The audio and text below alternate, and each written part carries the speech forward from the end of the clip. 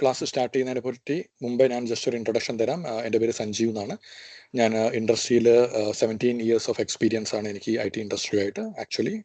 So info ക്യാമ്പസിൽ ഇപ്പം training ചെയ്യുന്നുണ്ട്. I mean I am a trainer basically. Alright. So നമ്മൾ ഇന്ന് സ്റ്റാർട്ട് ചെയ്യാൻ പോകുന്ന ടോപ്പിക് എന്ന് പറയുന്നത് നിങ്ങൾക്ക് അറിയാൻ മതിയും നമ്മുടെ ഫോർട്ടിനെറ്റ് സെക്യൂരിറ്റീനെ പറ്റിയിട്ടാണ് നമ്മൾ ആക്ച്വലി ഇന്ന് സ്റ്റാർട്ട് ചെയ്യാനായിട്ട് പോകുന്നത്. ഇപ്പോൾ ഫോർട്ടിനെറ്റ് സെക്യൂരിറ്റി അല്ലെങ്കിൽ FortiGate ഫയർവാൾ കാണിച്ച് അതിൻ്റെ സെക്യൂരിറ്റി കാണിക്കുന്നതിന് ബിയോണ്ട് ആയിട്ട് ഐ തിങ്ക് നമുക്ക് ഏറ്റവും ബെറ്റർ ആയിട്ട് ചെയ്യാൻ പറ്റുന്നത് let's will give a introduction of cyber security because that's a fundamental of any network security. So ഞാൻ സ്ക്രീൻ ഷെയർ ചെയ്യാം. Just a minute.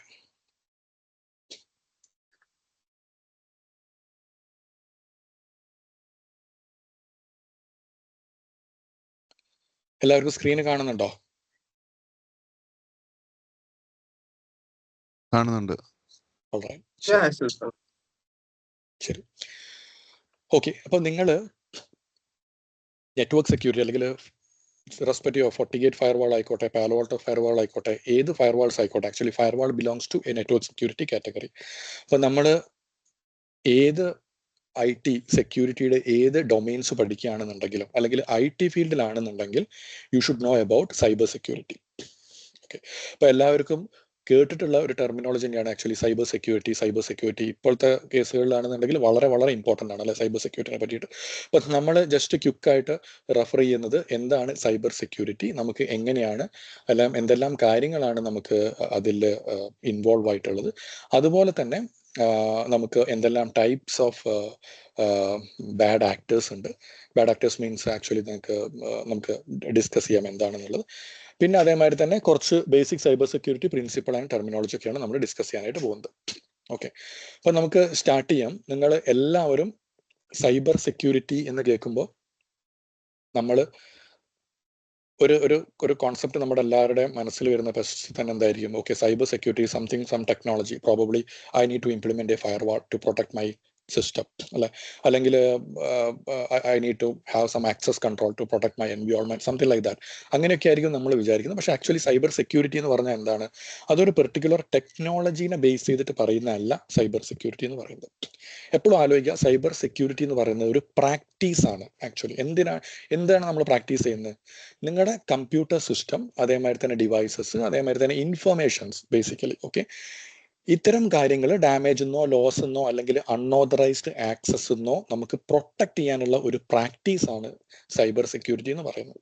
അതല്ലാതെ അതൊരിക്കലും ഒരു പെർട്ടിക്കുലർ ടെക്നോളജി അല്ല. By implementing firewall it doesn't give a complete cyber security.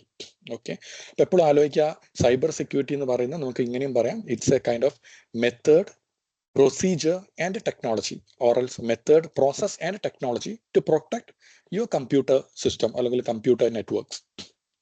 Okay, and the information stored on it. Okay, അപ്പോൾ നിങ്ങൾക്ക് basically ഈ computer systems അല്ലെങ്കിൽ നിങ്ങളുടെ കമ്പ്യൂട്ടർ നെറ്റ്വർക്ക്സ് ആയിക്കോട്ടെ, ഇതിൻ്റെ ഡിവൈസുകളായിക്കോട്ടെ, ഇതിലുള്ള ഇൻഫർമേഷൻസ് നമുക്ക് പ്രൊട്ടക്റ്റ് ചെയ്യാനാണ് ആക്ച്വലി നമ്മൾ സൈബർ സെക്യൂരിറ്റി എന്ന് പറയുന്നത് കൊണ്ട് ഉദ്ദേശിക്കുന്നത്. അപ്പം അതൊരിക്കലും ഒരു പെർട്ടിക്കുലർ ടെക്നോളജീനെ പറ്റി പറയുന്നതല്ല. അപ്പം നിങ്ങൾ എല്ലാവരും കേട്ടിട്ടുണ്ടാവും ഇൻഫർമേഷൻ സെക്യൂരിറ്റി അല്ലേ. ചില ആൾക്കാർ നമ്മൾ സൈബർ സെക്യൂരിറ്റി എന്ന് പറയും, ചില ആൾക്കാർ ഞാൻ ഇൻഫർമേഷൻ സെക്യൂരിറ്റി എന്ന് പറയും. ബേസിക്കലി ഇൻഫർമേഷൻ സെക്യൂരിറ്റി എന്ന് പറയുമ്പോൾ കുറച്ചും കൂടി ബ്രോഡർ ആണ്. ഓക്കെ, അപ്പം വളരെ നക്ഷലായിട്ട് പറയുകയാണെങ്കിൽ ആക്ച്വലി ഇപ്പം നിങ്ങൾ ആലോചിക്കുക, സൈബർ സെക്യൂരിറ്റി എന്ന് പറയുന്നത് നമ്മൾ മെയിനായിട്ട് ഡിജിറ്റൽ ഇൻഫർമേഷനെ പ്രൊട്ടക്ട് ചെയ്യുന്നതിനെ പറ്റിയിട്ടാണ് പറയുന്നത്. ഡിജിറ്റൽ അസറ്റ്സിനെ പ്രൊട്ടക്ട് ചെയ്യുന്നതിനെ പറ്റിയിട്ടാണ് ആക്ച്വലി കൂടുതൽ അതിൻ്റെ സ്കോപ്പ് വരുന്നത്. പക്ഷേ നിങ്ങളൊരു ഇൻഫർമേഷൻ സെക്യൂരിറ്റി എന്ന് പറയുമ്പോൾ അത് കുറച്ചും കൂടി ബ്രോഡർ സ്കോപ്പാണ്. അത് ദി ഡാറ്റ ഡിജിറ്റൽ ആവണം എന്നുള്ള നിർബന്ധമില്ല. Data can be in any form. Basically it can be in the electronic digital form. Okay, അതേമാതിരി തന്നെ ഇലക്ട്രോണിക് ഫോം ആയിരിക്കാം. അതായത് നിങ്ങളൊരു പ്രിന്റഡ് ആയിട്ട്, ആക്ച്വലി അത് ഒരു ഫിസിക്കൽ ഫോമിൽ, ബേസിക്കലി ഫിസിക്കൽ ഫോം എന്ന് പറയുമ്പോൾ നിങ്ങളതൊരു printed document is part of the information security. അതേമാതിരി തന്നെ ഹാൻഡ് റിട്ടൺ അഗെയിൻ ഫിസിക്കൽ ആണല്ലേ, പക്ഷേ അത് ആക്ച്വലി ഒരു ഇലക്ട്രോണിക് പ്രിന്റഡ് അല്ല, ഹാൻഡ് റിട്ടൺ ഡോക്യുമെന്റ് ആണ്. But still it's part of the information security. Okay, അതേമാതിരി തന്നെ സ്പോക്കൺ, നിങ്ങൾ ഈവൻ സംസാരിക്കുന്ന കാര്യങ്ങൾ ആക്ച്വലി കോൺഫിഡൻഷ്യൽ മാറ്റേഴ്സ് അല്ലെങ്കിൽ അത് ഈവൻ സംസാരിക്കുന്നതാണെങ്കിൽ അതൊരു ഇൻഫർമേഷൻ ആണ് ആക്ച്വലി. സോ ഇൻഫർമേഷൻ സെക്യൂരിറ്റി എന്ന് പറയുമ്പോൾ നമ്മൾ ഇതിന്റെ എല്ലാ കാര്യങ്ങളും പ്രൊട്ടക്ട് ചെയ്യുന്നത് നോക്കണം. Not just data in the form of digital. Okay, it can be in the form of physical, it can be in the form of handwritten, it can be in the form of spoken, whatever. So information security കുറച്ചും കൂടി broader ആണെങ്കിൽ നമ്മൾ cyber സെക്യൂരിറ്റിയിലെ scope കുറച്ചും കൂടി less ആണ്. അത് നമ്മുടെ physical, അതായത് ഡിജിറ്റൽ ഡാറ്റേനെ പ്രൊട്ടക്ട് ചെയ്യുന്ന കാര്യങ്ങളാണ് കൂടുതൽ നമ്മൾ ഫോക്കസ് ചെയ്യുന്നത്. അപ്പൊ നമുക്ക് സൈബർ സെക്യൂരിറ്റി ആയിക്കോട്ടെ, ഇൻഫർമേഷൻ സെക്യൂരിറ്റി ആയിക്കോട്ടെ, ഇതിൽ ഏത് നിങ്ങൾ പഠിക്കുകയാണെങ്കിലും ഇതിന്റെ കോർ പില്ലേഴ്സ് ആണ് ആക്ച്വലി 3 വേർഡ്സ് അല്ലെങ്കിൽ 3 ടെർമിനോളജി. അപ്പം ഈ ഒരു 3 പില്ലേഴ്സ് നിങ്ങൾ എപ്പോഴും ഓർത്തിരിക്കണം. അതിലൊന്നാണ് confidentiality, integrity and availability. Third ആണ് ആക്ച്വലി നിങ്ങൾക്ക് availability of information in cyber space. അപ്പോൾ എന്താണ് ഉദ്ദേശിക്കുന്നത്? ഇപ്പോൾ സൈബർ സെക്യൂരിറ്റി എന്ന് പറയുമ്പോൾ it protect digital information from cyber threats and ensure the preservation of confidentiality, integrity, availability. ഇപ്പൊ നിങ്ങൾ ഈ 3 വേർഡ്സുകൾ എപ്പോഴും ഓർത്തു വെക്കണം. നിങ്ങളൊരു IT-ലാണ് work ചെയ്യുന്നതെന്നുണ്ടെങ്കിൽ doesn't mean that you need to be cyber security field or info security field, and doesn't mean that you need to be in the network field. നിങ്ങൾ ഏത് ഫീൽഡിലായിക്കോട്ടെ, irrespective of ഏത് ഫീൽഡിലായിക്കോട്ടെ, നിങ്ങൾ ഇൻഫർമേഷൻ ടെക്നോളജിയിലാണെങ്കിൽ നിങ്ങൾ എപ്പോഴും ഓർത്തിരിക്കേണ്ട 3 കാര്യങ്ങളാണ് ആക്ച്വലി കോൺഫിഡൻഷ്യാലിറ്റി, ഇന്റഗ്രിറ്റി, അവൈലബിലിറ്റി. ഇനി എന്താണ് ഈ 3 കാര്യങ്ങൾ എന്നുള്ളത് നമുക്ക് ജസ്റ്റ് ഒന്ന് ബ്രീഫ് ചെയ്യാം. ഓക്കെ, അപ്പൊ നമുക്കിതിനെ യൂഷ്വലി സൈബർ സെക്യൂരിറ്റിന്റെ ടെർമിനോളജിയിൽ നമ്മൾ CIA ട്രയാഡ് എന്നാണ് പറയാം. കോൺഫിഡൻഷ്യാലിറ്റി, ഇന്റഗ്രിറ്റി ആൻഡ് അവൈലബിലിറ്റി നമ്മൾ CIA ട്രയാഡ് എന്ന് പറയും. അത് core principle of cyber security ആണ്, അല്ലെങ്കിൽ ഇൻഫർമേഷൻ സെക്യൂരിറ്റി ആണ്. ഇനി ഇതിൽ ഈ കോർ പ്രിൻസിപ്പിൾ എന്ന് പറയുമ്പോൾ കോൺഫിഡൻഷ്യാലിറ്റി എന്ന് പറഞ്ഞാൽ എന്താ ഉദ്ദേശിക്കുന്നത്? അതാണ് പറയുന്നത്. കോൺഫിഡൻഷ്യാലിറ്റി എന്ന് പറഞ്ഞാൽ എന്താ? Ensuring information only accessible to authorised users. ഇപ്പൊ നമ്മൾ ഈ ഒരു 3 മെത്തേഡ് ആക്ച്വലി നമ്മൾ റിയൽ ലൈഫിൽ നമ്മൾ എപ്പോഴും ഫോളോ ചെയ്യുന്ന മെത്തേഡാണ്. അപ്പൊ നിങ്ങൾ ഒരു ടെക്നോളജി പഠിക്കുമ്പോൾ നിങ്ങൾ എപ്പോഴും നിങ്ങളുടെ റിയൽ ലൈഫുമായിട്ട് കമ്പയർ ചെയ്യാനായിട്ട് നോക്കുക. അപ്പൊ നിങ്ങൾ അത് കുറച്ചും കൂടി ഈസി ആയിരിക്കും. നിങ്ങൾ ആ ഒരു കമ്പാരിസൺ നിങ്ങൾ ചെയ്തിട്ട് നിങ്ങൾ പഠിക്കുമ്പോൾ ഒരു കാര്യങ്ങൾ അണ്ടർസ്റ്റാൻഡ് ചെയ്യാൻ നോക്കും. അത് കുറച്ചും കൂടിയും ഈസി ആയിട്ട് നിങ്ങൾക്ക് മനസ്സിലാക്കാൻ പറ്റുന്നുള്ളതാണ് അതിൻ്റെ ഒരു ബെനിഫിറ്റ്. ഇപ്പൊ ഫോർ എക്സാമ്പിൾ നിങ്ങൾ ഒരു കോൺഫിഡൻഷ്യാലിറ്റി തന്നെ എടുക്കുക. കോൺഫിഡൻഷ്യാലിറ്റി എന്ന് പറഞ്ഞാൽ എന്താ? Ensuring information only accessible to authorised user. അപ്പൊ നിങ്ങൾ ഈ ഒരു നിങ്ങളുടെ ഡിജിറ്റൽ അസറ്റ്സോ അല്ലെങ്കിൽ ഡിജിറ്റൽ ഡാറ്റേനൊക്കെ മറന്നിട്ട് നിങ്ങൾ ആലോചിക്കുക, നിങ്ങളൊരു വീട്, നിങ്ങളുടെ ഹൗസ് തന്നെ എടുക്കുക. നിങ്ങളുടെ വീട്ടിലേക്കുള്ള ഒരു ആക്സസ് എല്ലാവർക്കും നിങ്ങളുടെ വീട്ടിലേക്കുള്ള ആക്സസ് കൊടുക്കുമോ? ഒരിക്കലും ഇല്ല, അല്ലെ? അവിടെ ഒരുപക്ഷെ നിങ്ങളുടെ വീട്ടിലേക്കുള്ള ആക്സസിന് പബ്ലിക്കിന് എല്ലാവർക്കും നിങ്ങളുടെ വീട്ടിലേക്ക് ആക്സസിബിൾ ഉണ്ടാവില്ല. ഒരുപക്ഷെ നിങ്ങളുടെ ഫ്രണ്ട്സിനോ നിങ്ങളുടെ റിലേറ്റീവ്സിനോ അല്ലെങ്കിൽ നിങ്ങളുടെ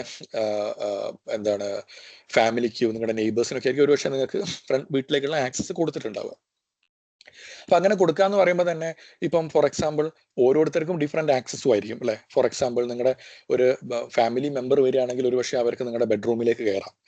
ഓക്കെ, പക്ഷേ നിങ്ങളുടെ ഒരു റിലേറ്റീവ് വരികയാണെങ്കിൽ ഒരുപക്ഷെ അവർക്ക് നിങ്ങളുടെ ബെഡ്റൂമിലേക്ക് ആക്സസ് ഉണ്ടായിരിക്കണം നിർബന്ധമില്ല. ഈവൻ ആക്സസ് ഉണ്ടെങ്കിൽ തന്നെ ഒരുപക്ഷെ നിങ്ങൾക്ക് ഒരു ലോക്കർ ഉണ്ടെങ്കിൽ ആ ലോക്കറിലേക്ക് നിങ്ങളുടെ റിലേറ്റീവ്സിന് ആക്സസ് ഉണ്ടാവണമെന്നുണ്ടോ? ഒരിക്കലും ഇല്ല. അത് ഒരുപക്ഷെ നിങ്ങൾക്ക് മാത്രം ഉണ്ടായിരിക്കുന്ന ആക്സസ് ആയിരിക്കും. ഒരുപക്ഷെ നിങ്ങളുടെ വീട്ടിൽ 4 ആൾ താമസിക്കുന്നുണ്ടെങ്കിൽ ഈ 4 ആൾക്കും ഈ ലോക്കറിലേക്ക് ആക്സസ് ഉണ്ടാവില്ല. ഒരുപക്ഷെ ഒരാൾക്ക് മാത്രമേ ആക്സസ് ഉണ്ടാവുള്ളൂ, അല്ലെ? അപ്പം അവിടെ നമ്മൾ എന്താ ചെയ്യുന്നത്? ഓത്തറൈസ്ഡ് യൂസേഴ്സ് ഓരോ ഡൊമൈൻ അല്ലെങ്കിൽ ഓരോ സ്പെസിഫിക് ഡൊമൈനിൽ അല്ലെങ്കിൽ ഡാറ്റക്ക് അല്ലെങ്കിൽ നമുക്ക് ഡാറ്റ എന്ന് പറയാം അല്ലെങ്കിൽ ഏരിയ എന്ന് പറയാം, എന്തായിക്കോട്ടെ, അവിടെ നമ്മൾ റെസ്പെക്റ്റീവ് ആൾക്കാർക്ക് മാത്രം റെസ്പെക്റ്റീവ് ആക്സസ് ആണ് അവിടെ കൊടുക്കുന്നത്. ഇപ്പൊ നിങ്ങൾ ഒരു വളരെ സിമ്പിൾ ആയിട്ട് പറയുകയാണെങ്കിൽ ഇപ്പോൾ ഒരു ഹോസ്പിറ്റൽ എടുക്കാം. ഒരു ഹോസ്പിറ്റലിന്റെ കേസ് എടുക്കുകയാണെങ്കിൽ നിങ്ങൾ അവിടെ പോയിട്ട് നിങ്ങളുടെ ഇൻഫർമേഷൻ രജിസ്റ്റർ ചെയ്യും, നിങ്ങളുടെ പേഷ്യന്റ് ആയിട്ട് നിങ്ങൾ അവിടെ രജിസ്റ്റർ ചെയ്യുന്നു. അവിടെ ഒരു പേഷ്യന്റിന്റെ ഇൻഫർമേഷൻ എല്ലാവർക്കും ആക്സസിബിൾ ആയിരിക്കുമോ? ഒരിക്കലും ഉണ്ടാവില്ല, അല്ലെ? ഒരു പേഷ്യന്റ് ഇൻഫർമേഷൻ അവിടെ ആക്ച്വലി ആക്സസിബിൾ ആയിരിക്കുന്ന ഒരുപക്ഷെ ഡോക്ടറിനോ അല്ലെങ്കിൽ ചിലപ്പം ഹെഡ് നേഴ്സിനോ ഒക്കെ ആയിരിക്കും ഒരു പേഷ്യന്റ് ഇൻഫർമേഷൻ ആക്സസിബിൾ ആയിട്ടുള്ളത്. ഒരുപക്ഷെ നിങ്ങളുടെ പേഷ്യന്റ് ID അവരുടെ ഹോസ്പിറ്റൽ മാനേജ്മെന്റ് സിസ്റ്റത്തിലേക്ക് എൻ്റർ ചെയ്ത് കൊടുക്കുകയാണെങ്കിൽ അല്ലെങ്കിൽ പേഷ്യന്റ് ഇൻഫർമേഷൻ ഡാറ്റാബേസിലേക്ക് എൻ്റർ ചെയ്ത് കൊടുക്കും, അവർക്ക് കാണാൻ പറ്റുന്നത് അല്ലെങ്കിൽ ആ ഇൻഫർമേഷൻ റിട്രീവ് ചെയ്യാൻ പറ്റുന്നത് ഒരുപക്ഷെ ഡോക്ടർ IDക്കോ അല്ലെങ്കിൽ ഒരുപക്ഷെ നേഴ്സിന്റെ IDക്കോ ഒക്കെ ആയിരിക്കും. അതല്ലാതെ കമ്പൗണ്ടർക്കും ക്ലീനർക്കും അതേമാതിരി തന്നെ റിസപ്ഷനിസ്റ്റിനും അവിടുത്തെ സെക്യൂരിറ്റി ഗാർഡിനും എല്ലാവർക്കും നിങ്ങളുടെ പേഷ്യൻ്റ് ഇൻഫർമേഷൻ നിങ്ങൾക്ക് ആക്സസബിൾ ആയി എന്ന് വരില്ല, അല്ലെ? അങ്ങനെ ആവാനും പാടില്ല. അപ്പോൾ അവിടെയാണ് നമ്മൾ കോൺഫിഡൻഷ്യാലിറ്റി എന്ന് പറയുന്നത്. നമ്മൾ ensuring information is only accessible to authorised users. അപ്പൊ നമ്മൾ ഇത്തരം കാര്യങ്ങൾ ചെയ്യണമെങ്കിൽ ഒരു IT സെക്യൂരിറ്റിന്റെ കേസ് വരുമ്പോൾ സ്പെസിഫിക്കലി നമ്മൾ എന്ത് ചെയ്യും? ആദ്യം ഇൻഫർമേഷൻ ക്ലാസിഫൈ ചെയ്യാൻ തുടങ്ങും. ഓക്കെ, ഈ ഇൻഫർമേഷൻ ഏത് ക്ലാസിഫിക്കേഷനിൽ വരുന്നതാണ്, അല്ലെങ്കിൽ ഈ ഇൻഫർമേഷൻ ആർക്കെല്ലാമാണ് ആക്സസ് കൊടുക്കേണ്ടത്. ഫോർ എക്സാമ്പിൾ, ഇപ്പം നിങ്ങൾ എല്ലാവരും വർക്കിംഗ് പ്രൊഫഷണൽ ആണെന്നാണ് ഞാൻ അസ്യൂം ചെയ്യുന്നത്. അപ്പോൾ നിങ്ങൾ വർക്കിംഗ് പ്രൊഫഷണൽ ആണെങ്കിൽ തന്നെ നിങ്ങൾ ആലോചിക്കുക, നിങ്ങളുടെ കമ്പനികളിൽ നിങ്ങൾ IT-യിലാണ് വർക്ക് ചെയ്യുന്നതെങ്കിൽ നിങ്ങളുടെ ഒരു ഫിനാൻഷ്യൽ ഡാറ്റ, കമ്പനിയുടെ ഈ ഇയറിലെ ടേൺ ഓവർ എത്രയാണ്, ഇതിൻ്റെ എത്രയാൾക്ക് എത്ര സാലറി കൊടുത്തു, ഈ ഇൻഫർമേഷൻ ഒന്നും ഒരുപക്ഷെ നിങ്ങൾക്ക് ആക്സസിബിൾ ആയിരിക്കില്ല. ഇതൊരു പക്ഷേ ആക്സസിബിൾ ആയിരിക്കുന്നത് ഒരുപക്ഷെ ഫിനാൻസ് ഡിപ്പാർട്ട്മെന്റിനായിരിക്കും ഈ ഇൻഫർമേഷൻ ആക്സസ് ആയിരിക്കുന്നത്, അല്ലേ?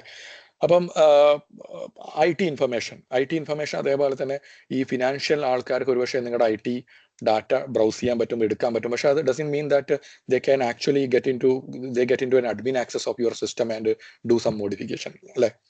അപ്പം ഫിനാൻസിലുള്ള ഒരാൾക്ക് ഒരുപക്ഷെ ഫിനാൻസ് റിലേറ്റഡ് ആയിട്ടുള്ള ഇൻഫർമേഷൻ ആണ് കൊടുത്തെങ്കിൽ IT റിലേറ്റഡ് ഉള്ള ആൾക്ക് ഒരു IT റിലേറ്റഡ് ആയിട്ടുള്ള ആക്സസ് ആയിരിക്കും കൊടുത്തിട്ടുണ്ടാവുക. അപ്പം എല്ലാ ആക്സസും എല്ലാവർക്കും എല്ലായ്പ്പോഴും അവൈലബിൾ ആയിട്ട് കിട്ടണമെന്നില്ല, അങ്ങനെ പാടില്ല. ബേസിക്കലി എല്ലാവർക്കും എല്ലാ ആക്സസും കൊടുക്കാനായിട്ട് പാടില്ല. ഒരുപക്ഷെ പബ്ലിക് ക്ലാസിഫൈ ആയിട്ടുള്ള ഇൻഫർമേഷൻ കൊടുക്കാം. ഇപ്പൊ നിങ്ങൾ ഇൻഫോ ക്യാമ്പസിന്റെ വെബ്സൈറ്റ് എടുക്കുകയാണെങ്കിൽ it's A publicly accessible website. Anyone can access that website, right? Because it's a publicly classified, and the purpose of that website is actually everyone should access that website so that they get to know about info campus. Okay, അപ്പോൾ അവിടെ നിങ്ങൾ ആ ഒരു particular website classify ചെയ്തിട്ടുണ്ട്, ആ classify ചെയ്ത ഇതിൽ നമ്മൾ കൊടുത്തിട്ടുണ്ട് ഓക്കെ ഇത് പബ്ലിക്കലി ആക്സസിബിൾ ആണ്. അതുപോലെ തന്നെ ഇൻഫോ ക്യാമ്പസിന് ഒരുപക്ഷെ ലിമിറ്റഡ് യൂസേഴ്സിന് മാത്രം ആക്സസിബിൾ ആയിട്ടുള്ള ഇൻഫർമേഷൻസും ഉണ്ടായിരിക്കും. നിങ്ങൾ ബാങ്കിൽ പോകണമെങ്കിൽ ഇത് തന്നെയല്ലേ, നിങ്ങളൊരു ബാങ്കിങ് വെബ്സൈറ്റ് എടുക്കുക, എല്ലാവർക്കും എല്ലാവരുടെ ബാങ്ക് ഇൻഫർമേഷൻ കിട്ടുമോ? ഇല്ല. നിങ്ങൾക്ക് ഇപ്പോൾ നിങ്ങളുടെ ഫോർ എക്സാമ്പിൾ നിങ്ങൾക്ക് SBI ആണെങ്കിൽ നിങ്ങളുടെ ലോഗിൻ യൂസർ ID പാസ്വേഡ് അടിച്ചിട്ടുണ്ടെങ്കിൽ നിങ്ങളുടെ അക്കൗണ്ട് റിലേറ്റഡ് ആയിട്ടുള്ള ഇൻഫർമേഷൻ മാത്രം കിട്ടും. അതിന് ബിയോണ്ട് ആയിട്ട് മറ്റൊരാളുടെ അക്കൗണ്ട് ഇൻഫർമേഷൻ നിങ്ങൾക്ക് ഒരിക്കലും കിട്ടൂല. പക്ഷെ അതൊരു ബാങ്ക് എംപ്ലോയിക്ക് ഒരു പക്ഷേ കിട്ടും. ഓക്കെ, സോ നമ്മൾ ഈ കോൺഫിഡൻഷ്യാലിറ്റി നിങ്ങളുടെ ആദ്യത്തെ പില്ലർ എപ്പോഴും ആലോചിച്ച് നോക്കുക, അല്ലെങ്കിൽ നിങ്ങളുടെ റിയൽ ലൈഫായിട്ട് തന്നെ എടുത്തു നോക്കുക. കോൺഫിഡൻഷ്യാലിറ്റി നമ്മുടെ എല്ലാവരുടെ ലൈഫിൽ നമ്മൾ ചെയ്യുന്നത് തന്നെയാണ്. ഓതറൈസ്ഡ് ആയിട്ടുള്ള ആൾക്കാർക്ക് ആക്സസ് കൊടുക്കുന്ന തന്നെയാണ് നമ്മൾ എന്ത് പറയുന്നത് കോൺഫിഡൻഷ്യാലിറ്റി എന്ന് പറയുന്നത്. ഇനി അടുത്ത ഒരു പില്ലറാണ് ബേസിക്കലി കോർ ഫണ്ടമെന്റൽ ആണ് ആക്ച്വലി ഇന്റഗ്രിറ്റി എന്ന് പറയുന്നത്. എന്താണ് ഉദ്ദേശിക്കുന്നത്? Maintaining accuracy and trust worthiness of data. Okay, ഇത് വളരെ സിമ്പിൾ ആയിട്ട് പറയുകയാണെങ്കിൽ ഇപ്പം നമ്മൾ നമ്മുടെ വീടിന്റെ കേസിൻ്റെ അടുത്ത് ഇപ്പം നിങ്ങളുടെ വീട്ടിലേക്ക് ഒരാൾ വരികയാണ്, അവർ പറയാണ് ഞാൻ നിങ്ങളുടെ ഫാദറിന്റെ ബെസ്റ്റ് ഫ്രണ്ടാണ്, ഓക്കെ, എനിക്ക് നിങ്ങളുടെ ഫാദറിന് എത്ര കാലത്തായിട്ട് അറിയാം, സ്വാഭാവികമായിട്ടും എനിക്ക് ഇന്ന കാര്യം വേണം എന്നൊക്കെ പറഞ്ഞ ഒരാൾ ജസ്റ്റ് ഇൻട്രൊഡ്യൂസ് ചെയ്യാണ്. നിങ്ങൾക്ക് എങ്ങനെയാണ് ഈ ഒരാളെ, ഇപ്പൊ നിങ്ങൾ വളരെ കോമൺ ആയിട്ട് കാണുന്ന ഒരു ഫിഷിംഗ് അറ്റാക്ക് ആണ്, അല്ലെ? ഞാൻ CBI എന്നാണ്, നമ്മൾ പോലീസ് ഡിപ്പാർട്ട്മെന്റ് ആണ്, നിങ്ങൾ ഈവൻ ഫോൺ വിളിച്ചിട്ടുണ്ടെങ്കിൽ ഒരു പക്ഷേ ആദ്യം തന്നെ കേൾക്കുന്നതായിരിക്കും. അപ്പൊ നമുക്ക് എങ്ങനെയാണ് നമുക്ക് കൺഫേം ചെയ്യാനായിട്ട് പറ്റുക he's actually my father's friend, അല്ലെങ്കിൽ is actually from police or is actually from CBI, whatever. ഇതാണ് ബേസിക്കലി ഇന്റഗ്രിറ്റി എന്ന് പറയുന്നത്. നിങ്ങൾ ആക്സസ് ചെയ്യുന്ന ഡാറ്റ ഇത് അക്യൂറേറ്റ് ആണ്, അല്ലെങ്കിൽ ഇത് ട്രസ്റ്റ് വർത്തിനെസ് ആണ് എന്ന് മനസ്സിലാക്കുന്നതിനാണ് നമ്മൾ ഇന്റഗ്രിറ്റി എന്ന് പറയുന്നത്. ഫോർ എക്സാമ്പിൾ ഇപ്പം നിങ്ങൾ ഗൂഗിൾ എടുക്കുകയാണ്, ഓക്കെ, നിങ്ങളുടെ ഒരു കഫേയിൽ പോയിട്ട് അല്ലെങ്കിൽ നിങ്ങളുടെ ഒരു banking website, let's take A example of banking website, that's A one classic exam.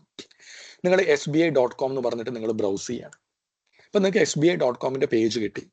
നിങ്ങൾക്ക് എങ്ങനെയാണ് അത് അഷ്യൂർ ചെയ്യാൻ പറ്റുക ഞാൻ ആക്ച്വലി കയറിയിരിക്കുന്നത് SBIയുടെ വെബ്സൈറ്റ് തന്നെയാണ്, ഇതൊരിക്കലും ഒരു ഹാക്കറിന്റെ ഒരു അറ്റാക്കറിന്റെ അല്ലെങ്കിൽ ഒരു സ്പൂഫ്ഡ് വെബ്സൈറ്റ് ഒന്നല്ല. ഞാനവിടെ നോക്കി, ഒരു പക്ഷേ SBI ഒരു അറ്റാക്കറിന് നിങ്ങൾക്ക് അതേപോലത്തെ ഒരു വെബ്സൈറ്റ് ഒക്കെ കാണിക്കാൻ പറ്റും, അല്ലെ? SBIന്റെ സെയിം എംബ്ലം കാര്യങ്ങളൊക്കെ വെച്ചിട്ട്. ഇതാണ് നമ്മൾ വളരെ കോമൺ ആയിട്ട് കാണുന്ന മെത്തേഡ്സ് ആണ്. അപ്പൊ നമുക്ക് എങ്ങനെയാണ് ഈ കാര്യങ്ങൾ നമുക്ക് ഉറപ്പിക്കാനായിട്ട് പറ്റുക? അതാണ് ആക്ച്വലി ഇന്റഗ്രിറ്റി എന്ന് പറയുന്ന സംഭവം കൊണ്ട് ഉദ്ദേശിക്കുന്നത്. ഓൾറൈറ്റ്, അപ്പം ഇന്റഗ്രിറ്റി എന്ന് പറയുന്നത് നിങ്ങൾ ആക്സസ് ചെയ്യുന്ന സംഭവങ്ങൾ, നിങ്ങൾ എടുക്കുന്ന ഡാറ്റ അത് ട്രസ്റ്റ് വർത്തിനെസ് ആണ്, അത് ആക്യുറേറ്റ് ആണ്. അപ്പം നിങ്ങളിപ്പം നമ്മൾ നേരത്തെ ഒരു ഹോസ്പിറ്റലിന്റെ ഒരു കേസ് പറഞ്ഞു. ഹോസ്പിറ്റലിലെ കേസിൽ ഇപ്പം നിങ്ങളൊരു ലാബ് ടെസ്റ്റ് നടത്തി, നിങ്ങളുടെ ഒരുപക്ഷെ ലാബ് റിപ്പോർട്ടുകൾ സ്വാഭാവികമായിട്ടും ഈ പേഷ്യൻ്റ് ഇൻഫർമേഷൻ അവരുടെ പേഷ്യൻ്റ് ഇൻഫർമേഷൻ ഡാറ്റാബേസിലേക്ക് അവരിതും കൂടി ആഡ് ചെയ്തിട്ടുണ്ടാവും അല്ലേ. ലാബ് റിസൾട്ടും കൂടിയും നിങ്ങളുടെ ഈ ഒരു ഡാറ്റാബേസിലേക്ക് അപ്ലോഡ് ചെയ്തിട്ടുണ്ടാവും. അപ്പോൾ ഇതൊരു ഡോക്ടർ സ്വാഭാവികമായിട്ടും ഈ ഒരു ഡോക്ടർ ഇത് വെരിഫൈ ചെയ്യുന്നത്, ഇപ്പോൾ പണ്ടത്തെ പോലെ നിങ്ങൾക്ക് നോക്കിയാൽ അറിയാം ലാബ് റിസൾട്ട് ഒന്നും ഒരുപക്ഷെ പ്രിൻ്റ് ഔട്ട് ഒന്നും എടുത്ത് കൊണ്ടുപോകുന്ന മെത്തേഡുകളൊന്നും കുറവാണ്. നിങ്ങളൊരു ഹോസ്പിറ്റലിൽ പോയിട്ടുണ്ടെങ്കിൽ നിങ്ങൾ അവിടെ ലാബ് ചെയ്യുന്നത് അതിൻ്റെ റിസൾട്ട് ഓട്ടോമാറ്റിക്കായിട്ട് ഡോക്ടറിൻ്റെ സിസ്റ്റത്തിലേക്ക് ഓട്ടോമാറ്റിക്കായിട്ട് വന്നിട്ടുണ്ടാവും. കാരണം അവരുടെ പേഷ്യൻ്റ് ഡാറ്റാബേസിലേക്ക് അത് അപ്ഡേറ്റ് ചെയ്തിട്ടുണ്ടാവും. അപ്പം ഈ ഡോക്ടർക്ക് എങ്ങനെയാണിത് മനസ്സിലാക്കാൻ പറ്റുന്നത്? ഞാൻ ആക്സസ് ചെയ്യുന്ന ഡാറ്റ ഇത് കറക്റ്റ് ആണ്, അതായത് നിങ്ങളുടെ നിങ്ങളുടെ ഷുഗർ ലെവൽ ഇത്രയാണ്, നിങ്ങളുടെ കൊളസ്ട്രോൾ ലെവൽ ഇത്രയാണ്, നിങ്ങളുടെ WBC കൗണ്ട് ഇത്രയാണ്. ഇത് ഒരുപക്ഷെ നിങ്ങളുടെ മെഷീൻ കറക്റ്റ് ആയിട്ടായിരിക്കും തന്നിട്ടുണ്ടാവുക, പക്ഷേ നിങ്ങളുടെ ഡാറ്റ ടാമ്പേർഡ് അല്ല എന്ന് നമുക്ക് എങ്ങനെ അഷ്യൂർ ചെയ്യാനായിട്ട് പറ്റും? അതാണ് ഈ ഇന്റഗ്രിറ്റിനെ കൊണ്ട് ഉദ്ദേശിക്കുന്നത്. ഇപ്പൊ നിങ്ങൾ ആലോചിക്കുക, നിങ്ങളുടെ ഷുഗർ ലെവല് ഒരുപക്ഷെ അത് നോർമലാണ്, പക്ഷെ നിങ്ങളുടെ ഡാറ്റ നിങ്ങളുടെ സിസ്റ്റത്തിൽ അത് കാണിക്കുന്നത് 500 ആണ്. സ്വാഭാവികമായിട്ടും ഡോക്ടർ വിചാരിക്കും ഓക്കെ ഇത് is A high sugar patient അല്ലേ, അപ്പോൾ ഒരുപക്ഷെ അയാൾ റോങ് മെഡിസിൻസ് ആയിരിക്കും നിങ്ങൾക്ക് സജസ്റ്റ് ചെയ്യാൻ പറ്റുന്നത്, പക്ഷേ ആക്ച്വലി നിങ്ങളുടെ ഷുഗർ ലെവൽ അത്രയല്ല. അപ്പം ഇവിടെ എന്താ സംഭവിക്കുന്നത്? നിങ്ങളുടെ ഡാറ്റ നിങ്ങളുടെ ടാമ്പേർഡ് ആയിട്ടുണ്ടാകും, ഒരുപക്ഷെ നിങ്ങളുടെ ആക്ച്വൽ ഇൻഫർമേഷൻ അല്ല ഡോക്ടർക്ക് അവിടെ വിസിബിൾ ആയിട്ടുള്ളത്. ഓക്കെ, അപ്പം ഇതിനെയാണ് നിങ്ങൾ ഇന്റഗ്രിറ്റി എന്ന് ഉദ്ദേശിക്കുന്നത്. നമ്മുടെ വീട്ടിലായിക്കോട്ടെ, നമ്മൾ സംസാരിക്കുന്ന ആള്, നമ്മൾ മീറ്റ് ചെയ്യുന്ന ആള് ട്രസ്റ്റ് വർത്തിയാണ്, നമ്മൾ റൈറ്റ് പീപ്പിളിനോടാണ് സംസാരിക്കുന്നത്. ഇതുപോലെ തന്നെ നിങ്ങളൊരു വെബ്സൈറ്റ് ആക്സസ് ചെയ്യാണ്, നിങ്ങൾ റൈറ്റ് വെബ്സൈറ്റ് ആണ് ആക്സസ് ചെയ്യുന്നത്, അതിൽ ഡാറ്റ ഒന്നും ടാമ്പേർഡ് ആയിട്ടില്ല എന്ന് നമുക്ക് നോക്കാനായിട്ട് പറ്റുന്നത് ഈ ഇന്റഗ്രിറ്റി വഴിയാണ്. ഇന്റഗ്രിറ്റിക്ക് പല മെത്തേഡ്സുകൾ, ഇന്റഗ്രിറ്റി ഇംപ്ലിമെന്റ് ചെയ്യാനായിട്ട് നമ്മുടെ സൈബർ സെക്യൂരിറ്റിയിൽ പല മെത്തേഡ്സുകളുണ്ട്. ഹാഷിംഗ്, ഡിജിറ്റൽ സർട്ടിഫിക്കറ്റ് എന്നൊക്കെ പറഞ്ഞിട്ട് പല മെത്തേഡുകളുണ്ട്. അപ്പം നമ്മൾ അതിലേക്കൊന്നും പോകുന്നില്ല, പക്ഷെ നിങ്ങൾ മനസ്സിലാക്കി വെക്കുക, നിങ്ങളുടെ രണ്ടാമത്തെ ഒരു പില്ലറാണ് ഇന്റഗ്രിറ്റി. ഇനി നമുക്ക് മൂന്നാമത്തെ ഒരു പില്ലർ നമുക്ക് പറയാം, fundamental principle of CIA, last principle എന്ന് പറയുന്നത് അവൈലബിലിറ്റി ആണ്. വളരെ ഇമ്പോർട്ടൻ്റ് ആണ് actually. Ensuring information and resources are available when needed. Okay, ഇത് ഉദ്ദേശിക്കുന്നത് എന്താണ്? നിങ്ങൾക്ക് ഈ ഡാറ്റ ഇതെല്ലാം ഉണ്ടായിട്ട് കാര്യമില്ല, പക്ഷെ എന്ത് വേണം? ഈ ഡാറ്റ കറക്റ്റ് സമയത്തിന് അവൈലബിൾ കൂടി ആയിരിക്കണം. എന്നാൽ മാത്രമേ എന്താവുള്ളൂ, നിങ്ങൾക്ക് ഈ ഡാറ്റ കൊണ്ട് ആവശ്യപ്പെടുള്ളൂ അല്ലെ. ഇപ്പൊ നിങ്ങൾ ആലോചിക്കുക, നിങ്ങളുടെ പേഷ്യന്റ് ഇൻഫർമേഷൻ, നിങ്ങൾ ഒരു ഹോസ്പിറ്റലിൽ കയറി നിങ്ങൾ എക്സ്റേ എടുത്ത് സ്കാനിങ് എടുത്ത് ഈ ഇൻഫർമേഷൻ ഒക്കെ നിങ്ങളുടെ സിസ്റ്റത്തിലേക്ക് അപ്ലോഡ് ചെയ്തിട്ടുണ്ട്. ഓക്കെ, ഇനി ഡോക്ടർക്ക് അത് വെരിഫൈ ചെയ്തിട്ട് ട്രീറ്റ്മെന്റ് സ്റ്റാർട്ട് ചെയ്താൽ മതി. പേഷ്യന്റ് ക്രിട്ടിക്കൽ ആണെന്ന് വിചാരിക്കുക, ഡോക്ടർ സിസ്റ്റം നോക്കി ഡാറ്റ അവൈലബിൾ അല്ല, കാരണം നിങ്ങളുടെ നെറ്റ്വർക്ക് സെർവർ ഡൗൺ ആവുകയാണ്, അല്ലെങ്കിൽ നിങ്ങളുടെ ആപ്ലിക്കേഷൻ ഡൗൺ ആണ്, നെറ്റ്വർക്ക് ഡൗൺ ആണ്, എന്തോ whatever the reason, the data is not available at the moment. എന്ത് പറ്റും? എല്ലാ സംഭവങ്ങളും ഉണ്ടെങ്കിൽ ഡാറ്റ അവൈലബിൾ അല്ല എന്നുണ്ടെങ്കിൽ അതുകൊണ്ട് കാര്യമില്ല അല്ലെ. ഇപ്പൊ നിങ്ങളുടെ വീട്ടിലെ കേസ് തന്നെ എടുക്കുക, നിങ്ങളെല്ലാ സെക്യൂരിറ്റി മെത്തേഡ്സ് ഒക്കെ വെച്ചിട്ടുണ്ട്, നിങ്ങളുടെ വീട്ടിലേക്ക് ഓത്തറൈസ്ഡ് ആയിട്ടുള്ള ആൾക്കാർക്ക് മാത്രമേ കയറാൻ പറ്റുള്ളൂ, കാരണം നിങ്ങൾ അവിടെ ആക്സസ് കാർഡ് വെച്ചിട്ടുണ്ട്. ഒരുപക്ഷെ പഞ്ച് ചെയ്തിട്ടുണ്ടെങ്കിൽ മാത്രമേ നിങ്ങളുടെ വീട്ടിലേക്ക് കയറാൻ പറ്റുള്ളൂ, അല്ലെങ്കിൽ നിങ്ങളുടെ ഓഫീസിലേക്ക് കയറാൻ പറ്റുള്ളൂ. ഓഫീസ് എടുക്കുക, ഓഫീസ് കാർഡ് നിങ്ങൾക്ക് പഞ്ചിങ് ഉണ്ട്, പഞ്ച് ചെയ്താൽ മാത്രമേ ഈ സംഭവം ഓപ്പൺ ആവുള്ളൂ. പക്ഷേ ഈ ആക്സസ് കാർഡ് മെഷീൻ വർക്ക് ചെയ്യുന്നില്ല. എന്തുപറ്റി? നിങ്ങളുടെ ഡോർ ലോക്കാണ്.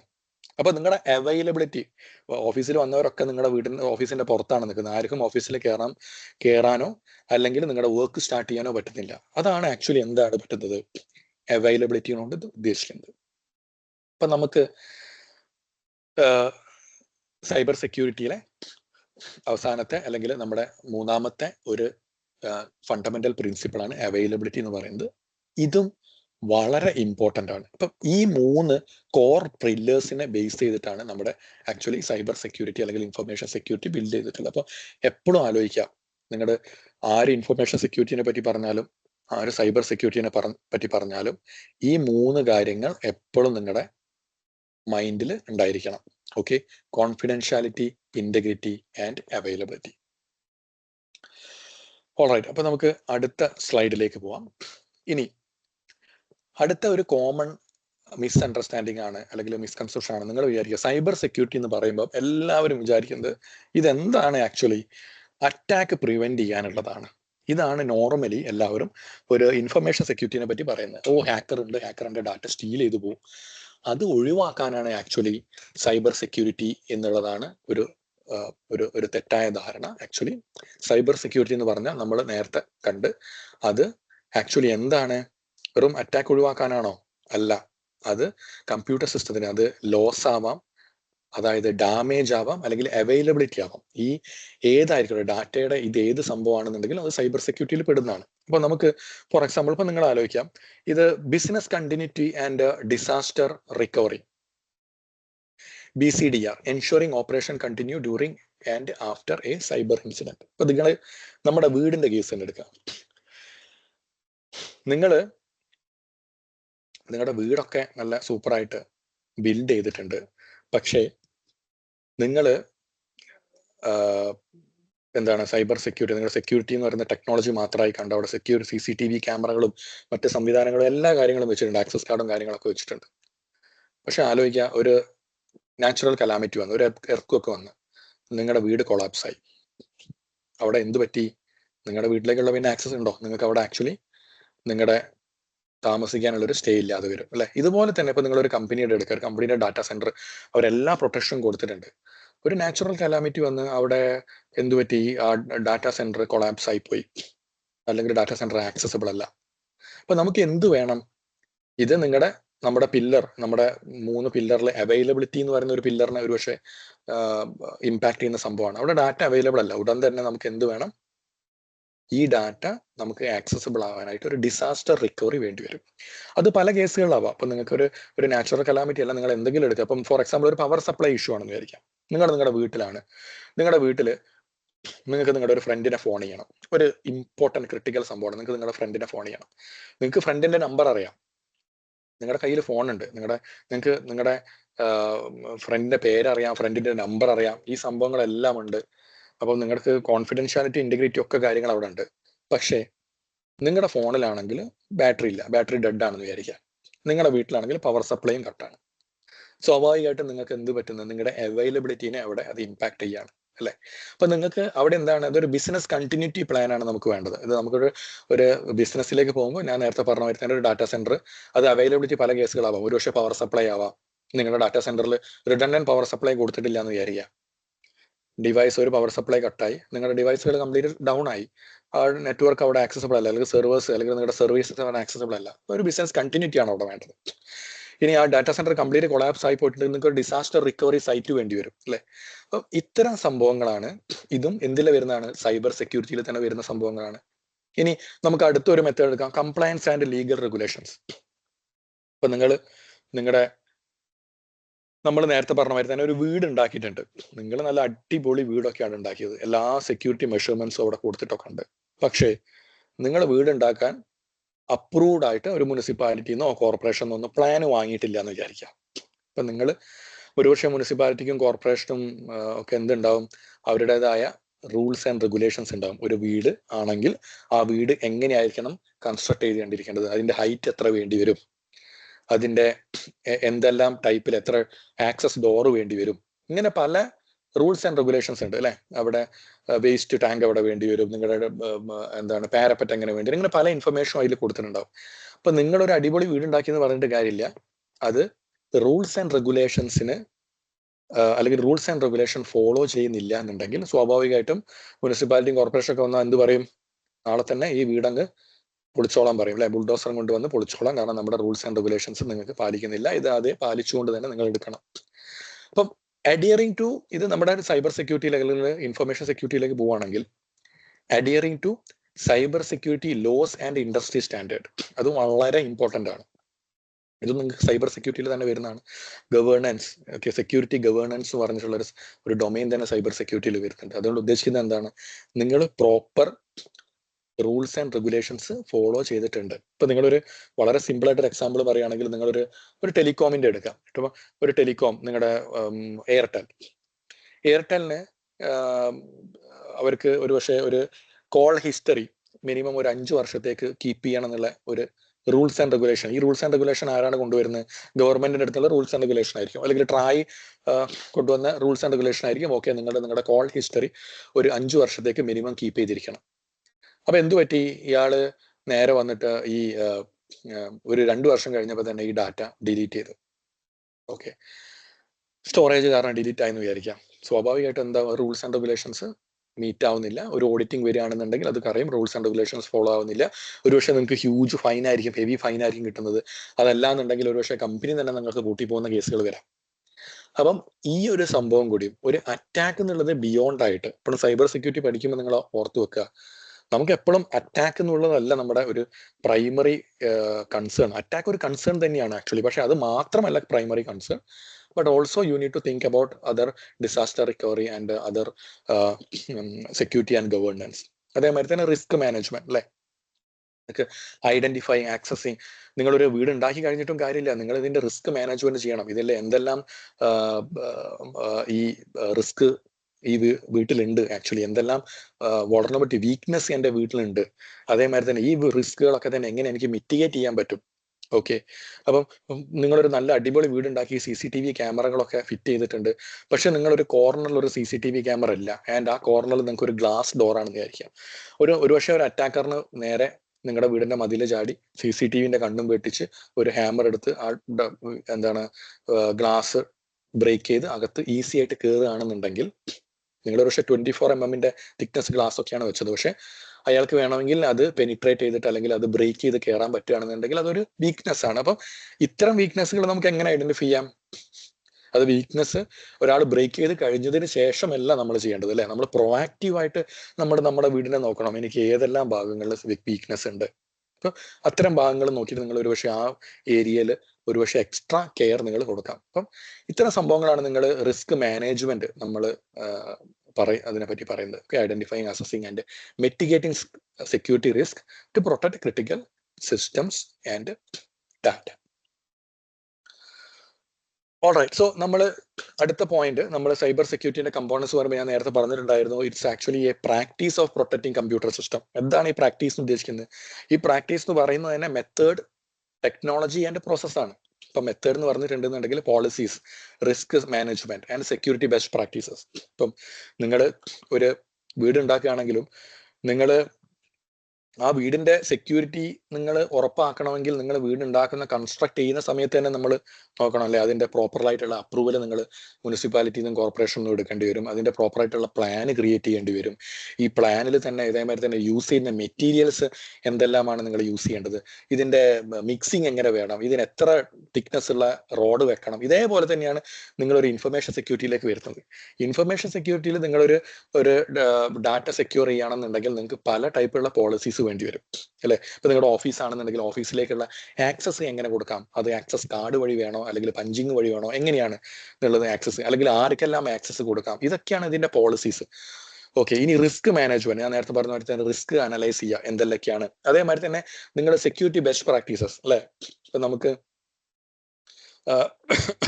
ഒരു വീടിന്റെ ഡോർ എപ്പോഴും തുറന്നിടരുത് എന്നുള്ളത് ഒരു സെക്യൂരിറ്റി ബെസ്റ്റ് പ്രാക്ടീസ് ആണ് അല്ലെ. നമ്മൾ ഗേറ്റ് തുറന്നിട്ടിട്ട് ആരെങ്കിലും പോയി കിടന്നുറങ്ങോ, അല്ലെങ്കിൽ വാതിൽ തുറന്നിട്ട് ആരെങ്കിലും പോയി കിടന്നുറങ്ങോ? ഇല്ല, കാരണം അതൊരു സെക്യൂരിറ്റി ബെസ്റ്റ് പ്രാക്ടീസ് അല്ല. ഇത് തന്നെ നിങ്ങൾ എന്ത് ചെയ്യണം, നിങ്ങളുടെ ഒരു വർക്ക് ലൊക്കേഷനിലും അല്ലെങ്കിൽ ഇൻഫർമേഷൻ സെക്യൂരിറ്റിന്റെ കേസ് വരുമ്പോൾ നിങ്ങൾ തന്നെ ഫോളോ ചെയ്യണം. നിങ്ങൾക്ക് സെക്യൂരിറ്റി ബെസ്റ്റ് പ്രാക്ടീസസുകൾ ഉണ്ടാവും, ആ ബെസ്റ്റ് പ്രാക്ടീസസ് നിങ്ങൾ ഫോളോ ചെയ്യണം. ഇത്തരം കാര്യങ്ങളാണ് മെത്തേഡ്സ് എന്ന് പറയുന്നത്.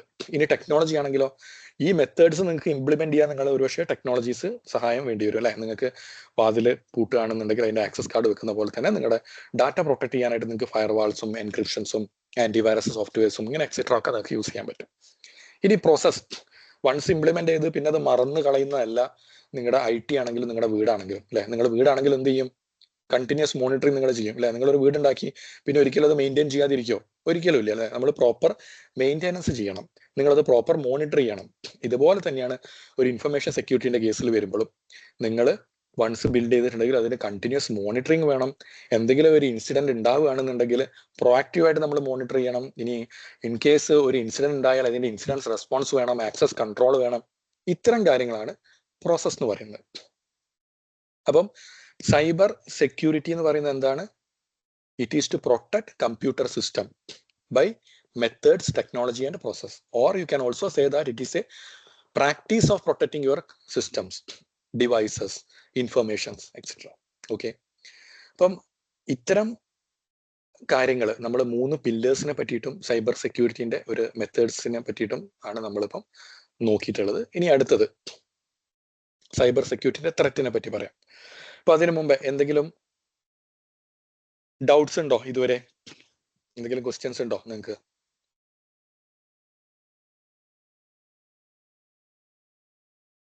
All right, okay. ഒന്നുകിൽ ആർക്കെങ്കിലും ക്വസ്റ്റ്യൻസ് ഉണ്ടെങ്കിൽ നിങ്ങൾക്ക് ഹാൻഡ് റൈസ് ചെയ്യാം.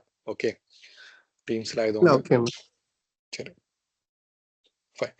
ഇനി നമുക്ക് സൈബർ സെക്യൂരിറ്റി ത്രെറ്റ് എന്താണ് ആക്ച്വലി സൈബർ സെക്യൂരിറ്റി ത്രെറ്റ് എന്ന് പറയുന്നത്?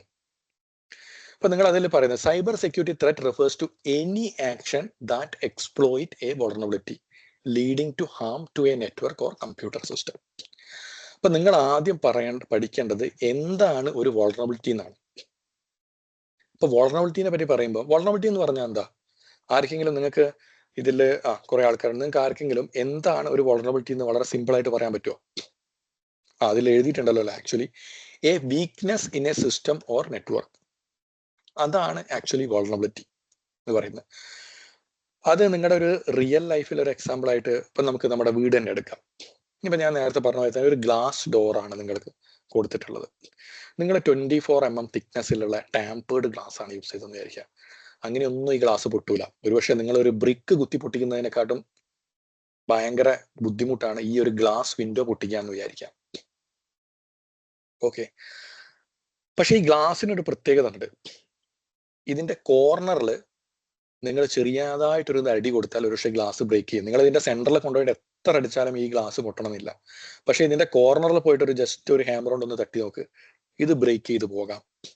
അപ്പൊ ഗ്ലാസിന്റെ ഒരു മെയിൻ വീക്ക്നെസ് ആണ് ആക്ച്വലി കോർണറിലെ ഒരു പഞ്ച് ഒരുപക്ഷെ ഇതിന് ഹാൻഡിൽ ചെയ്യാനായിട്ട് പറ്റില്ല. അപ്പൊ അത് ആക്ച്വലി ഒരു വീക്ക്നെസ് ആണ് അല്ലെ. അപ്പൊ നിങ്ങൾ ഒരു വീട്ടിലൊരു ഗ്ലാസ് ഡോറൊക്കെ വെക്കുമ്പോൾ നിങ്ങൾ ഒരുപക്ഷെ അതിന്റെ കോർണേഴ്സ് പ്രൊട്ടക്ട് ചെയ്യേണ്ടി വരും.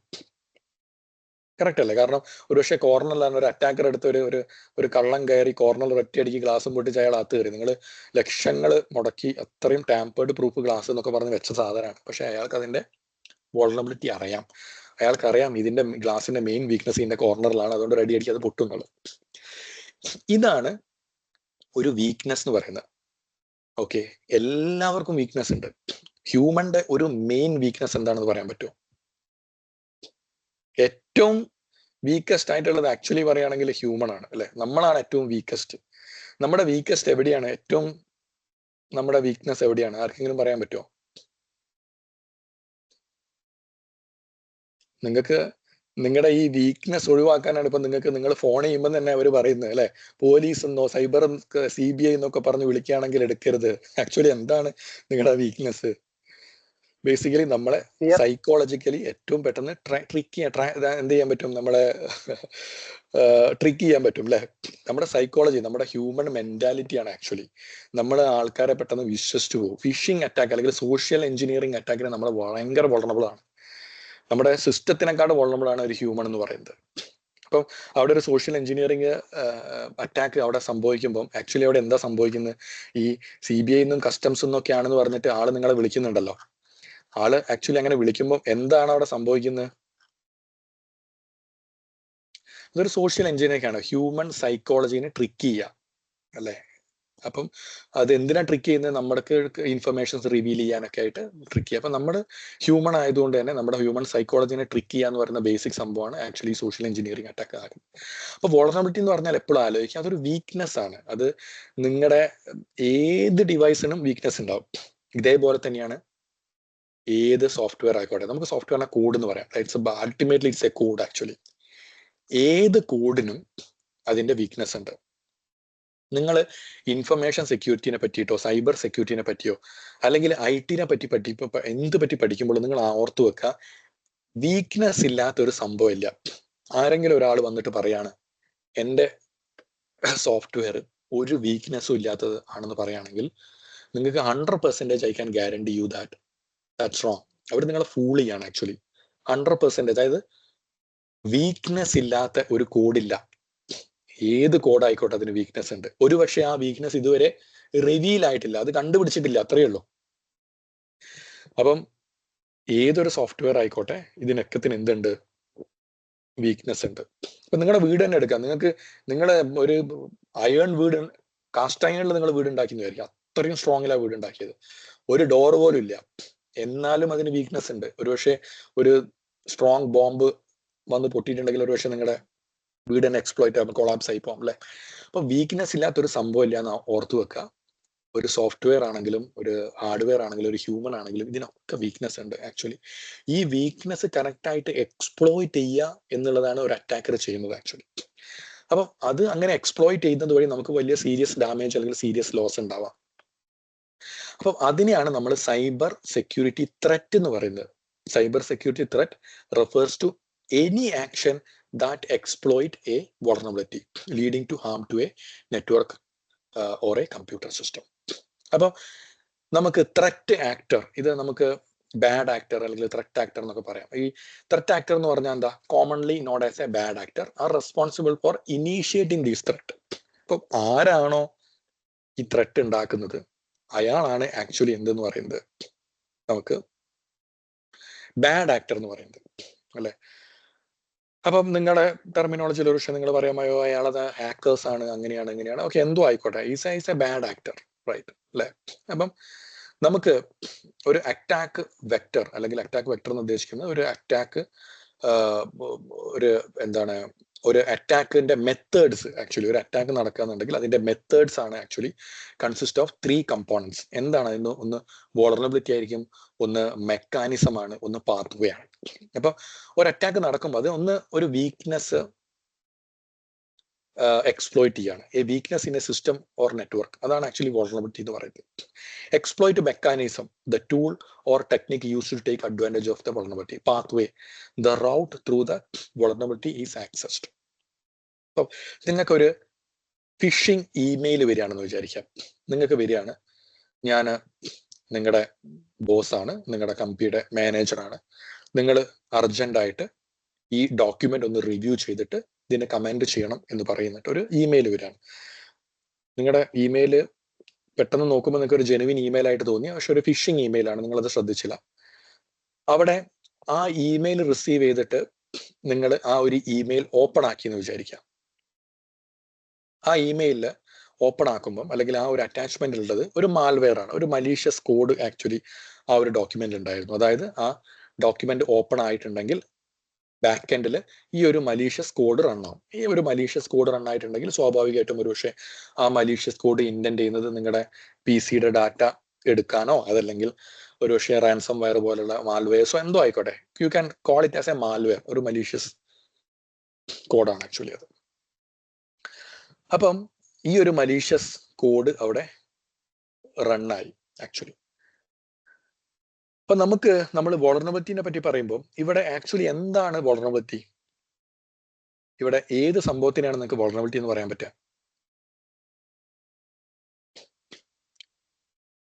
ബേസിക്കലി അവിടെ ആ ഇമെയിൽ തുറന്ന ആ എംപ്ലോയി ആണ് വൾനറബിലിറ്റി അല്ലെ. അയാൾ ഒരുപക്ഷെ പ്രോപ്പറായിട്ട് ചെക്ക് ചെയ്യാതെ, അല്ലെങ്കിൽ ഞാൻ നേരത്തെ പറഞ്ഞ മാതിരി തന്നെ ഹ്യൂമൻ സൈക്കോളജിയാണ് അത്. ബേസിക്കലി നമ്മൾ ഫിഷിംഗ് ഇമെയിൽ ആയിരുന്നു അത്, പക്ഷെ അയാൾ ഒരു പക്ഷേ സെൻഡർ കറക്റ്റ് ആയിട്ട് വെരിഫൈ ആയില്ല, ഇമെയിൽ അഡ്രസ്സ് കറക്റ്റ് ആയിട്ടൊന്നും ചെക്ക് ചെയ്തില്ല. അതിന് പകരം ഈ മെയിൽ കണ്ടപടി തന്നെ ഇതെന്റെ മാനേജർ ആണ് എന്ന് വിചാരിച്ച് ആ മെയിൽ തുറന്നതാണ് ആക്ച്വലി വൾനറബിലിറ്റി അല്ലെ. അപ്പം ഹ്യൂമൻ എന്ന് പറയുന്നതാണ് അവിടെ വൾനറബിലിറ്റി വന്നിട്ടുള്ളത്. എക്സ്പ്ലോയിറ്റ് മെക്കാനിസം, അവിടെ നിങ്ങളുടെ സിസ്റ്റം കോംപ്രമൈസ് ആയി. അവിടെ എങ്ങനെയാണ് സിസ്റ്റം കോംപ്രമൈസ് ആയത്? ആ ഇമെയിൽ അറ്റാച്ച്മെന്റ് നിങ്ങൾ തുറന്നു കഴിഞ്ഞപ്പോൾ അവിടെ ഒരു കോഡ് എക്സിക്യൂട്ട് ആയി. അതാണ് ആക്ച്വലി മാൽവെയർ എന്ന് പറയുന്നത് അല്ലെ. ഇപ്പൊ നമുക്ക് പറയാം അതൊരു ടെക്നിക്കാണ് ആക്ച്വലി. ഒരു മാൽവെയർ എന്ന് പറയുന്ന കോഡാണ് അവർ യൂസ് ചെയ്തിട്ടുള്ളത്. അതൊരു എക്സ്പ്ലോയിറ്റ് മെക്കാനിസം ആണ്. ഇനി പാത്വേ, എങ്ങനെയാണ് ഈ മാൽവെയർ എനിക്ക് റിസീവ് ആയിട്ടുള്ളത്? അതൊരു ഇമെയിൽ വഴിയാണ് ആക്ച്വലി റിസീവ് ആയിട്ടുള്ളത്. അപ്പൊ നമുക്ക് ഈ ഒരു അറ്റാക്ക് നടക്കുമ്പോൾ actually an attack consists of different vectors or methods. So that is actually vulnerability, exploit mechanism and pathway. ഏത് അറ്റാക്ക് എടുക്കുക? അപ്പൊ നിങ്ങളുടെ ഡാറ്റാ സെന്ററിലേക്ക് വളരെ ഈസി സിമ്പിൾ ആയിട്ട് പറയുകയാണെന്നുണ്ടെങ്കിൽ, നിങ്ങളുടെ ഡാറ്റാ സെന്ററിലേക്ക് ഒരാൾ പറയാണ്, ഓക്കെ ആക്ച്വലി ഞാൻ IT ഡിപ്പാർട്ട്മെന്റ് എന്നാണ്, അവിടെ സെക്യൂരിറ്റി ഉണ്ട്, സെക്യൂരിറ്റി പറയുന്നത് IT ഡിപ്പാർട്ട്മെന്റ് എന്നാണ്, എനിക്ക് എന്താണ് ഒരു സെർവർ ഒന്ന് പാച്ച് ചെയ്യാനുണ്ട്, ഞാൻ എൻ്റെ ID കാർഡ് മറന്നുപോയി എന്നൊക്കെ പറഞ്ഞിട്ട് കൺവിൻസ് ചെയ്യാണ്. ആ സെക്യൂരിറ്റി ആക്ച്വലി അയാളുടെ വാക്ക് കേട്ട് കൺവിൻസ് ആയി നിങ്ങൾക്ക് ഡോർ ഓപ്പൺ ചെയ്താൽ അവിടെ സെക്യൂരിറ്റി എന്ന് പറയുന്നത് ആക്ച്വലി എന്താണ്? ഒരു വൾനറബിലിറ്റി ആണ്. ഹ്യൂമൻ വീക്ക്നെസ് അവിടെ എക്സ്പ്ലോയിറ്റ് ആയി അല്ലെ. ഉള്ളിൽ കയറി ഉടനെ ഇയാൾ എന്ത് ചെയ്ത്, ഇയാളെ കയ്യിൽ ഒരു മാൽവെയറിന്റെ ഫയൽ ഉണ്ടെന്ന് വിചാരിക്കുക, ഒരു USB സ്റ്റിക്കിൽ അത് എടുത്തിട്ടുണ്ട്. അയാൾ സ്വാഭാവികമായിട്ടും നിങ്ങളുടെ സെർവറിൽ കൊണ്ടുപോയി അത് കണക്ട് ചെയ്ത് മാൽവെയർ ഇൻസ്റ്റാൾ ചെയ്യാണ്. അപ്പോൾ അത് സെർവറിൽ കൊണ്ടുപോയി കണക്ട് ചെയ്യണമെങ്കിൽ അവിടെ സ്വാഭാവികമായിട്ട് സെർവർ അയാൾക്ക് ആക്സസിബിൾ ആയിരിക്കും. ഡാറ്റാ സെന്റർ ഉള്ളിൽ കയറിയതിന് ശേഷം സെർവർ ആക്സസിബിൾ ആവുന്ന തരത്തിൽ അവിടെ വെച്ചിട്ടുണ്ട്. അത് അനദർ വളർന്നബിലിറ്റി ആണ്. ഇപ്പോൾ വളർന്നബിലിറ്റി പലതും ഉണ്ടാവാം. അപ്പോൾ നിങ്ങളുടെ സെക്യൂരിറ്റി ഒരു വളർന്നബിലിറ്റി ആണെന്നുണ്ടെങ്കിൽ അയാൾ അത് എക്സ്പ്ലോയിറ്റ് ചെയ്ത് ഉള്ളിൽ കയറിയതിന് ശേഷം നിങ്ങളുടെ USB സ്റ്റിക്ക് നിങ്ങളുടെ സെർവറിന്റെ ഓപ്പൺ ആയിട്ട് USB സ്റ്റിക്ക് കണക്ട് ചെയ്യാനുള്ള ഓപ്ഷൻ അവിടെ കൊടുത്തിട്ടുണ്ടായിരുന്നു. അത് അനദർ വളർന്നബിലിറ്റി ആണ്. അയാൾ ഉപയോഗിച്ചിരിക്കുന്ന ടൂൾ എന്താണ്? USB സ്റ്റിക്കാണ്. അത് ഉപയോഗിച്ചിട്ട് മാൽവെയർ അനദർ കോഡാണ്. ആക്ച്വലി അത് ഒരു മലീഷ്യസ് കോഡ് ഇൻജെക്ട് ചെയ്തിട്ടുണ്ട്. അയാൾ വന്നിരിക്കുന്ന വഴി ആക്സസ് കൺട്രോൾ ഈ ഡോർസ് എൻ്റർ ചെയ്തിട്ടാണ് അയാൾ ആക്ച്വലി വന്നിട്ടുള്ളത്. അപ്പം നമ്മളൊരു അറ്റാക്കിനെ പറ്റി പറയുമ്പം ഈ കാര്യങ്ങളെല്ലാം തന്നെ നമ്മളൊരു സൈബർ സെക്യൂരിറ്റി ത്രെറ്റ് കൺസിഡർ ചെയ്യുമ്പോൾ നമ്മളത് കൺസിഡർ ചെയ്യും. ഇതിനെ ഡിപ്പെൻഡ് ചെയ്തിട്ടാണ് നമ്മൾ ഇതിന്റെ ഡിഫെൻസീവ് മെക്കാനിസം നമ്മൾ ഇതാക്കുന്നത്. ഒരു റിസ്ക് അസസ്മെന്റ് എന്ന് പറയുമ്പോൾ തന്നെ നമ്മൾ നോക്കുന്നത് ഇത്തരം കാര്യങ്ങൾ നമുക്ക് എങ്ങനെ പ്രിവെന്റ് ചെയ്യാം, അല്ലെ? അപ്പം ഈ വൾനറബിലിറ്റി നമുക്ക് മാറ്റണമെങ്കിൽ എന്ത് ചെയ്യാൻ പറ്റും, ഇത്തരം എക്സ്പ്ലോയിറ്റ് മെക്കാനിസം നമ്മൾ മാറ്റണമെങ്കിൽ എന്ത് ചെയ്യാൻ പറ്റും, അല്ലെ? ഈ കാര്യങ്ങളൊക്കെ നമ്മൾ ആക്ച്വലി ഒരു സൈബർ സെക്യൂരിറ്റിനെ പറ്റി കൂടുതൽ നമ്മൾ പഠിക്കും. ഓക്കെ, അപ്പൊ നമുക്ക് അടുത്ത സൈഡിലേക്ക് പോവാം. Okay, bad actors. ഇപ്പൊ നമ്മൾ നേരത്തെ സ്ലൈഡിൽ പറഞ്ഞു ബാഡ് ആക്ടർ എന്താണ്. നമ്മൾ നേരത്തെ സ്ലൈഡിൽ ആക്ച്വലി ബാഡ് ആക്ടറെ പറ്റി എന്താണ് നമ്മൾ പറഞ്ഞിട്ടുള്ളത്? അയാൾ ആരാണോ ഈ ഒരു അറ്റാക്ക് എക്സ്പ്ലോയിറ്റ് ഇനീഷ്യേറ്റ് ചെയ്യുന്നത് അല്ലെങ്കിൽ അറ്റാക്ക് ചെയ്യുന്നത്, അവരെയാണ് നമുക്ക് ബാഡ് ആക്ടേഴ്സ് എന്ന് പറയാൻ പറ്റുക. അപ്പം എന്തെല്ലാം ടൈപ്പ് ബാഡ് ആക്ടേഴ്സ് നിങ്ങൾക്ക് ഉണ്ട് എന്നുള്ളത് അതിന്റെ കുറച്ചൊരു എക്സാമ്പിൾ ആണ്. ഒരു 5 ടൈപ്സ് ബാഡ് ആക്ടേഴ്സ് നമുക്ക് പറയാൻ പറ്റും. ഒന്നാണ് നിങ്ങൾ കോമൺലി കേട്ടിട്ടുണ്ടാവും, എക്സ്പ്ലോറർ. എന്താണ് എക്സ്പ്ലോറർ എന്ന് പറയുന്നത്? Individual who probe system out of curiosity rather than with malicious intent they may stumble upon vulnerability unintentionally. ഇത് ഒരുപക്ഷെ നമ്മളിൽ പലരും ചെയ്യുന്ന കാര്യങ്ങളായിരിക്കാം. അപ്പൊ എപ്പോഴും ആലോചിക്കുക, നമ്മളൊരു അറ്റാക്കറിനെ പറ്റി പറയുമ്പോൾ അല്ലെങ്കിൽ നമ്മളൊരു ഹാക്കർ, നിങ്ങൾ എന്ത് പേര് വേണമെങ്കിലും നിങ്ങൾ അതിനെ വിളിക്കാം. ഈ hacker can be an explorer, hacktivist, cyber terrorist, cyber criminal, cyber warrior, എന്തും ആയിക്കോട്ടെ, വാട്ട് എവർ ഹി ഈസ്.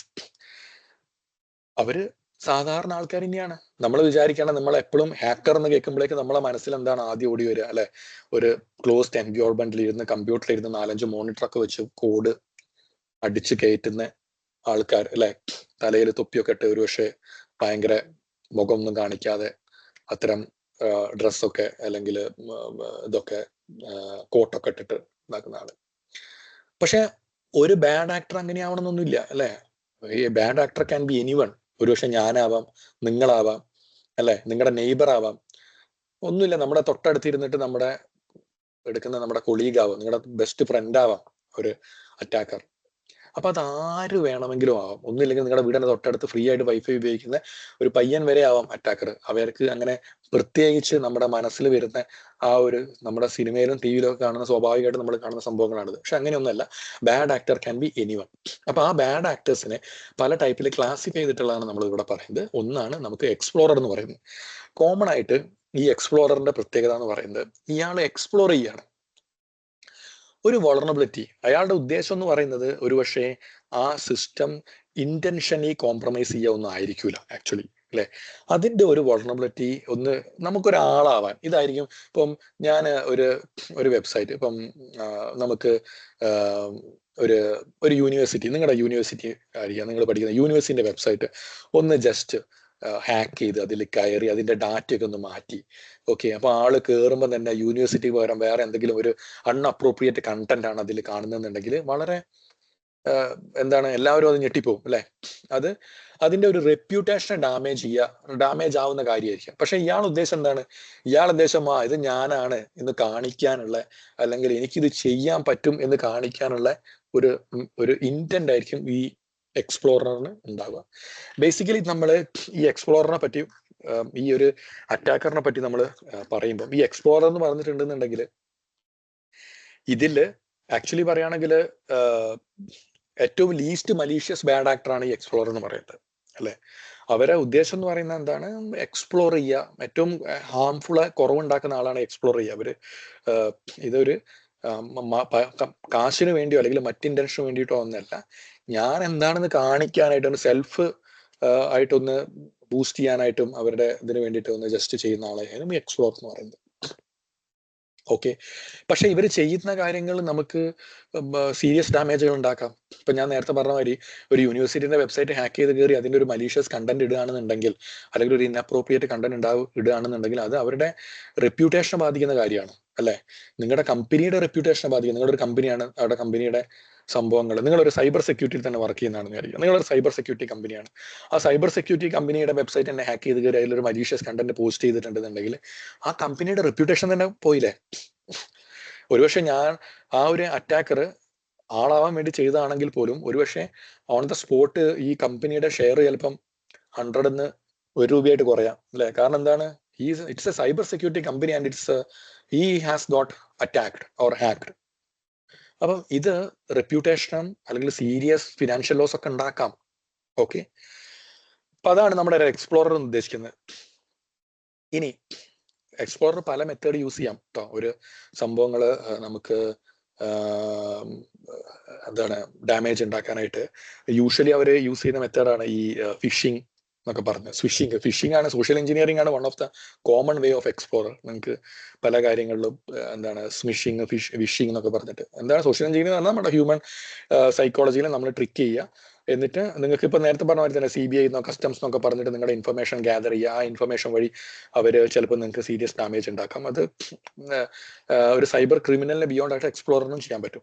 എനിക്ക് ഈ എക്സ്പ്ലോറിനെ പറ്റി പറയുമ്പോൾ എനിക്ക് ആദ്യം ഓർമ്മ വരുന്നത് മാറ്റ് ഹോനൻ എന്ന് പറഞ്ഞിട്ടുള്ള ഒരു ജേർണലിസ്റ്റിന്റെ ഒരു ഇൻസിഡന്റ് ഉണ്ട് ആക്ച്വലി. ഓക്കെ, ഞാനത് ഒരു ഇൻസിഡന്റ് പറയാം. നമുക്ക് ഒരുപക്ഷെ നമുക്ക് at the end of the presentation നമുക്കത് പറയാം. വളരെ ഇൻട്രസ്റ്റിംഗ് ആയിട്ടുള്ള ഒരു ഇൻസിഡന്റ് ആണ്. ഓക്കെ, ശരി. നമുക്ക് അടുത്ത ഒരു ടൈപ്പ് ഓഫ് എന്താണ് ബാഡ് ആക്ടർ ആണ് നമുക്ക് ഹാക്വിസ്റ്റ് എന്ന് പറഞ്ഞിട്ടുള്ളത്. ഹാക്വിസ്റ്റ് എന്ന് പറഞ്ഞിട്ടുണ്ടെങ്കിൽ hackers who attack system for political or ideological reason, aiming to make statement rather than for personal gain. ഇവര് കുറച്ചും കൂടി ഡേഞ്ചറസ് ആണ് ഹാക്വിസ്റ്റ്. അപ്പം ഇവരുടെ പ്രത്യേകത എന്താ? ഇവരുടെ പ്രത്യേകത എന്ന് പറയുന്നത് ഇവരൊരു പെർട്ടിക്കുലർ, നിങ്ങൾ ആലോചിക്കുക, ഒരു പൊളിറ്റിക്കൽ ഇന്റൻഷൻ ആയിരിക്കും അവരുള്ളത്, അല്ലെങ്കിൽ ഒരു ഐഡിയോളജിക്കൽ റീസൺസ് ആയിരിക്കും അവരുള്ളത്. അവര് ആക്ച്വലി അതൊരു പണത്തിന് വേണ്ടിയിട്ടോ അങ്ങനത്തെ കാര്യങ്ങൾക്കോ അല്ല അവരുടെ മെയിൻ മോട്ടിവേഷൻ എന്ന് പറയുന്നത്. ഇപ്പൊ നിങ്ങളൊരു ഡിഫറെന്റ് പൊളിറ്റിക്കൽ പാർട്ടിനെ എടുക്കുക, നിങ്ങൾ ആലോചിക്കുക, ഒരു പക്ഷേ BJP അല്ലെങ്കിൽ കോൺഗ്രസ് അല്ലെങ്കിൽ CPM whatever it is, okay, അല്ലെങ്കിൽ ആം ആദ്മി, എന്തോ ആയിക്കോട്ടെ, ഒരു പാർട്ടിയിലെ ഐഡിയോളജിയിൽ പൊളിറ്റിക്കൽ വിശ്വസിക്കുന്ന ആള് ഒരുപക്ഷെ അടുത്ത പൊളിറ്റിക്കൽ പാർട്ടീനെ എങ്ങനെ അറ്റാക്ക് ചെയ്യുക, നിങ്ങൾ സ്ഥിരമായിട്ട് നമ്മൾ കാണുന്ന മെത്തേഡാണ് അല്ലെ, സൈബർ എന്താണ്